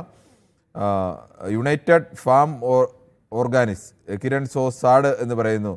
ഇനി അതിക്കൊന്ന് ആരുടെയോ വിളിക്കുന്ന ആരുടെയോ വ്യാജ ഐഡന്റിറ്റി കാർഡ് പേരാണ് എന്നുള്ളത് വളരെ വ്യക്തമാണ്. അതിൻ്റെ തൊട്ട് താഴെ തന്നെ പ്രദീപ് വെൽഡൺ എന്ന് പറയുന്നു. ജോയി ക്രിയേഷൻസ് പറയുന്നു, അവതാരക ഞാൻ ഫേക്ക് ഒന്നുമല്ല, കറകളഞ്ഞ ഒറിജിനൽ സംഗീതം തന്നെയാണ് എന്ന് പറഞ്ഞു. എങ്ങനെയാണ് ഈ കറകളഞ്ഞതും കറകളയാത്തതും ഉണ്ടാകുന്നത് എന്ന് എനിക്കറിയില്ല. എന്തായാലും താങ്കൾ ഇതൊക്കെ പേരൊക്കെ മാറ്റി ഈ പേര് സ്വന്തം പേരുമായി ഒരു പേര് കാണുമല്ലോ, ആ പേരിൽ വന്ന് അഭിപ്രായം പറയുന്നതല്ലേ ഇതൊരുമാതിരി ഭീരുക്കളെ പോലെയുള്ള പരിപാടിയാണ് ഈ പേര് മാറ്റിയൊക്കെ എഴുതാന്നൊക്കെ പറയുന്നത്. പണ്ടൊക്കെ ഈ റെയിൽവേ സ്റ്റേഷനുകളിലും ബസ് സ്റ്റാൻഡിലുമൊക്കെ ബാത്റൂമുകളിലൊക്കെ എഴുതുമായിരുന്നു ഇങ്ങനെ ആളുകളൊക്കെ. അങ്ങനെ ചില ആളുകളുണ്ട്. അതുപോലെയാണ് ഈ പേരില്ലാതെ വന്ന് യൂട്യൂബിലൊക്കെ വന്നിട്ട് അഭിപ്രായം പ്രകടിപ്പിക്കുന്നത്. അതിനകത്ത് ഇനി സംഖ്യയാണോ ഇല്ലയോ എന്നൊന്നും എനിക്കറിയില്ല. പുള്ളി സ്വയം അങ്ങനെയൊക്കെയാണ് അവകാശപ്പെടുന്നത്. CPM-നെ കുറിച്ച് കുറച്ച് വോട്ട് എണ്ണാനുണ്ടെന്ന് കളിയാക്കുന്നു. കൃഷ്ണാസ് പരമേശ്വരൻ പറയുന്നു CPM-ന്റെ വോട്ട് കാണില്ല, ഡൽഹിയിൽ AK സെൻറ്റർ പൊളിച്ചു എന്നൊക്കെ പറയുന്നു. എന്താണെന്ന് അറിയില്ല. എന്തായാലും പിന്നെയും ജോയി ക്രിയേഷൻസ് കുറേ കാര്യങ്ങളൊക്കെ എഴുതിയിട്ടുണ്ട്. എല്ലാം വായിക്കാൻ സർക്കാരും നിർവാഹമില്ല. ബഡ്ജറ്റിൽ 12 ലക്ഷം വരെ ടാക്സ് ഫ്രീ ആക്കിയത് മധ്യവർഗത്തെ സ്വാധീനിച്ചു. കോൺഗ്രസ് ഇനിയെങ്കിലും പ്രിയങ്ക ഉൾപ്പെട്ട ദേശീയ ശ്രദ്ധ നേടിയില്ലെങ്കിൽ വയനാട് പാർട്ടിയായി മാറുമെന്ന് ഷാജി ഭാസ്കരൻ പറയുന്നു. അതോടൊപ്പം തന്നെ സുനിൽകുമാർ കനലൊരു തരി പോലുമില്ല കണ്ടുപിടിക്കാൻ എന്ന് പറയുന്നു. CPM-നെ കളിയാക്കിക്കൊണ്ടാണ് എന്ന് തോന്നുന്നു. ശ്രീ കൃഷ്ണകുമാറാണ് ഹൈദരാബാദിൽ നിന്ന്. ശ്രീ കൃഷ്ണകുമാർ, താങ്കൾ എങ്ങനെയാണ് ഡൽഹിയിലെ ഇപ്പോഴത്തെ തെരഞ്ഞെടുപ്പ് ഫലത്തെ? അതെ, എനിക്ക് പറയാനുള്ളത് എന്ന് വെച്ചിട്ടുണ്ടെങ്കിൽ കോൺഗ്രസ് ആം ആദ്മി പാർട്ടി രണ്ടും ഈക്വലി ഗിൽറ്റിയാണ്. അതുകൊണ്ടാണ് ഡൽഹിയിൽ ഈ ദുരന്തം സംഭവിച്ചിരിക്കുന്നത്. കാരണം ഇവർക്ക് രണ്ടുപേർക്കും യോജിച്ച് നിന്നുകൊണ്ട് മത്സരിച്ചിരുന്നെങ്കിൽ ഒരുപാട് സീറ്റുകൾ പിടിച്ചെടുക്കാൻ പറ്റുമായിരുന്നു. അങ്ങനെ ഒരു ഇതുവരെ വന്ന പുറത്തു വന്ന കണക്കനുസരിച്ച് ചിലപ്പോൾ ജയിച്ചേക്കാം എന്നതിനപ്പുറത്തേക്ക് അതിനെ വലിയ ഒരു കണക്കിൽ അല്ല. ഞാൻ പറയുന്നത് എന്താ വെച്ചാൽ ഇവര് ഒരു യുണൈറ്റഡ് ആയിട്ട് നിന്നിരുന്നെങ്കിൽ BJP ജയിച്ചിരുന്നെങ്കിൽ തന്നെ ഇത്രയും വലിയൊരു വിജയം ഉണ്ടാവില്ലായിരുന്നു. കാരണം അത് ക്ലിയർ ആണ്. പല സീറ്റുകളിലും വോട്ട് പിടിച്ചിരിക്കുന്ന ഇത് നോക്കിക്കഴിഞ്ഞാൽ മനസ്സിലാവും. ആം ആദ്മി പാർട്ടിയുടെ കാൻഡിഡേറ്റ് ഷാജി കൂടി ചേരുന്നുണ്ട് ആലപ്പുഴയിൽ നിന്നാണ്. ശ്രീ ഷാജി, വേഗത്തിൽ പറയാം, നമ്മുടെ സമയം അവസാനിക്കാൻ പോകുന്നതുകൊണ്ടാണ്. നമ്മുടെ കോൺഗ്രസിന്റെ ദയനീയ പരാജയത്തിന് BJPക്ക് പരിണാമ സംഗമം ഉണ്ടായി. അതുപോലെ തന്നെ അഴിമതി മുങ്ങി കുളിച്ച കേജ്രിവാളിന് ജനങ്ങൾ കൊടുത്തൊരു മറുപടി എന്ന് മാത്രമേ ഇതിനെ വിശേഷിപ്പിക്കാൻ പറ്റത്തുള്ളൂ. BJPയുടെ വളർച്ച കേരളത്തിൽ അങ്ങോളം ഇങ്ങോളം വളരെ ശക്തമായി മുന്നോട്ട് പോവുകയാണ്. അടുത്ത പാർലമെന്റിൽ തെരഞ്ഞെടുപ്പിൽ അവർ തന്നെയാണ് ആധിപത്യം ഉറപ്പിക്കാനുള്ള സാധ്യത. ആര്? BJP. ഏത് ഡൽഹിയിലെ കാര്യമാണോ പറഞ്ഞത്? കേരളത്തിലെ അല്ല, ഇനി വരുന്ന തെരഞ്ഞെടുപ്പിലാണെങ്കിലും പാർലമെന്റിലാണെങ്കിൽ പോലും BJPയുടെ തേരോട്ടമാണ്. ദാമോദരനാണ് ബാലുശ്ശേരിയിൽ നിന്നും. ശ്രീ ദാമോദരൻ, താങ്കൾക്ക് എന്താണ് ഈ വിഷയത്തിൽ പറയാനുള്ളത്? ശ്രീ ദാമോദരന്റെ ടെലിഫോൺ കട്ടായി പോയെന്ന് തോന്നുന്നു. എന്തായാലും പ്രേക്ഷകരുടെ ഭാഗത്ത് നിന്ന് വ്യത്യസ്തമായ അഭിപ്രായ പ്രകടനങ്ങളാണ്. ഇപ്പോൾ തികച്ചും രാഷ്ട്രീയമായ വിഷയമാണ്. അതുകൊണ്ട് തന്നെ രാഷ്ട്രീയ അഭിപ്രായങ്ങൾ തന്നെയാണ് ഈ വിഷയത്തിൽ ഉയർന്നത്. എന്തായാലും നാളെയും ഇതേ സമയം ന്യൂസ് 18 പൊതുവേദി മറ്റൊരു വിഷയവുമായി.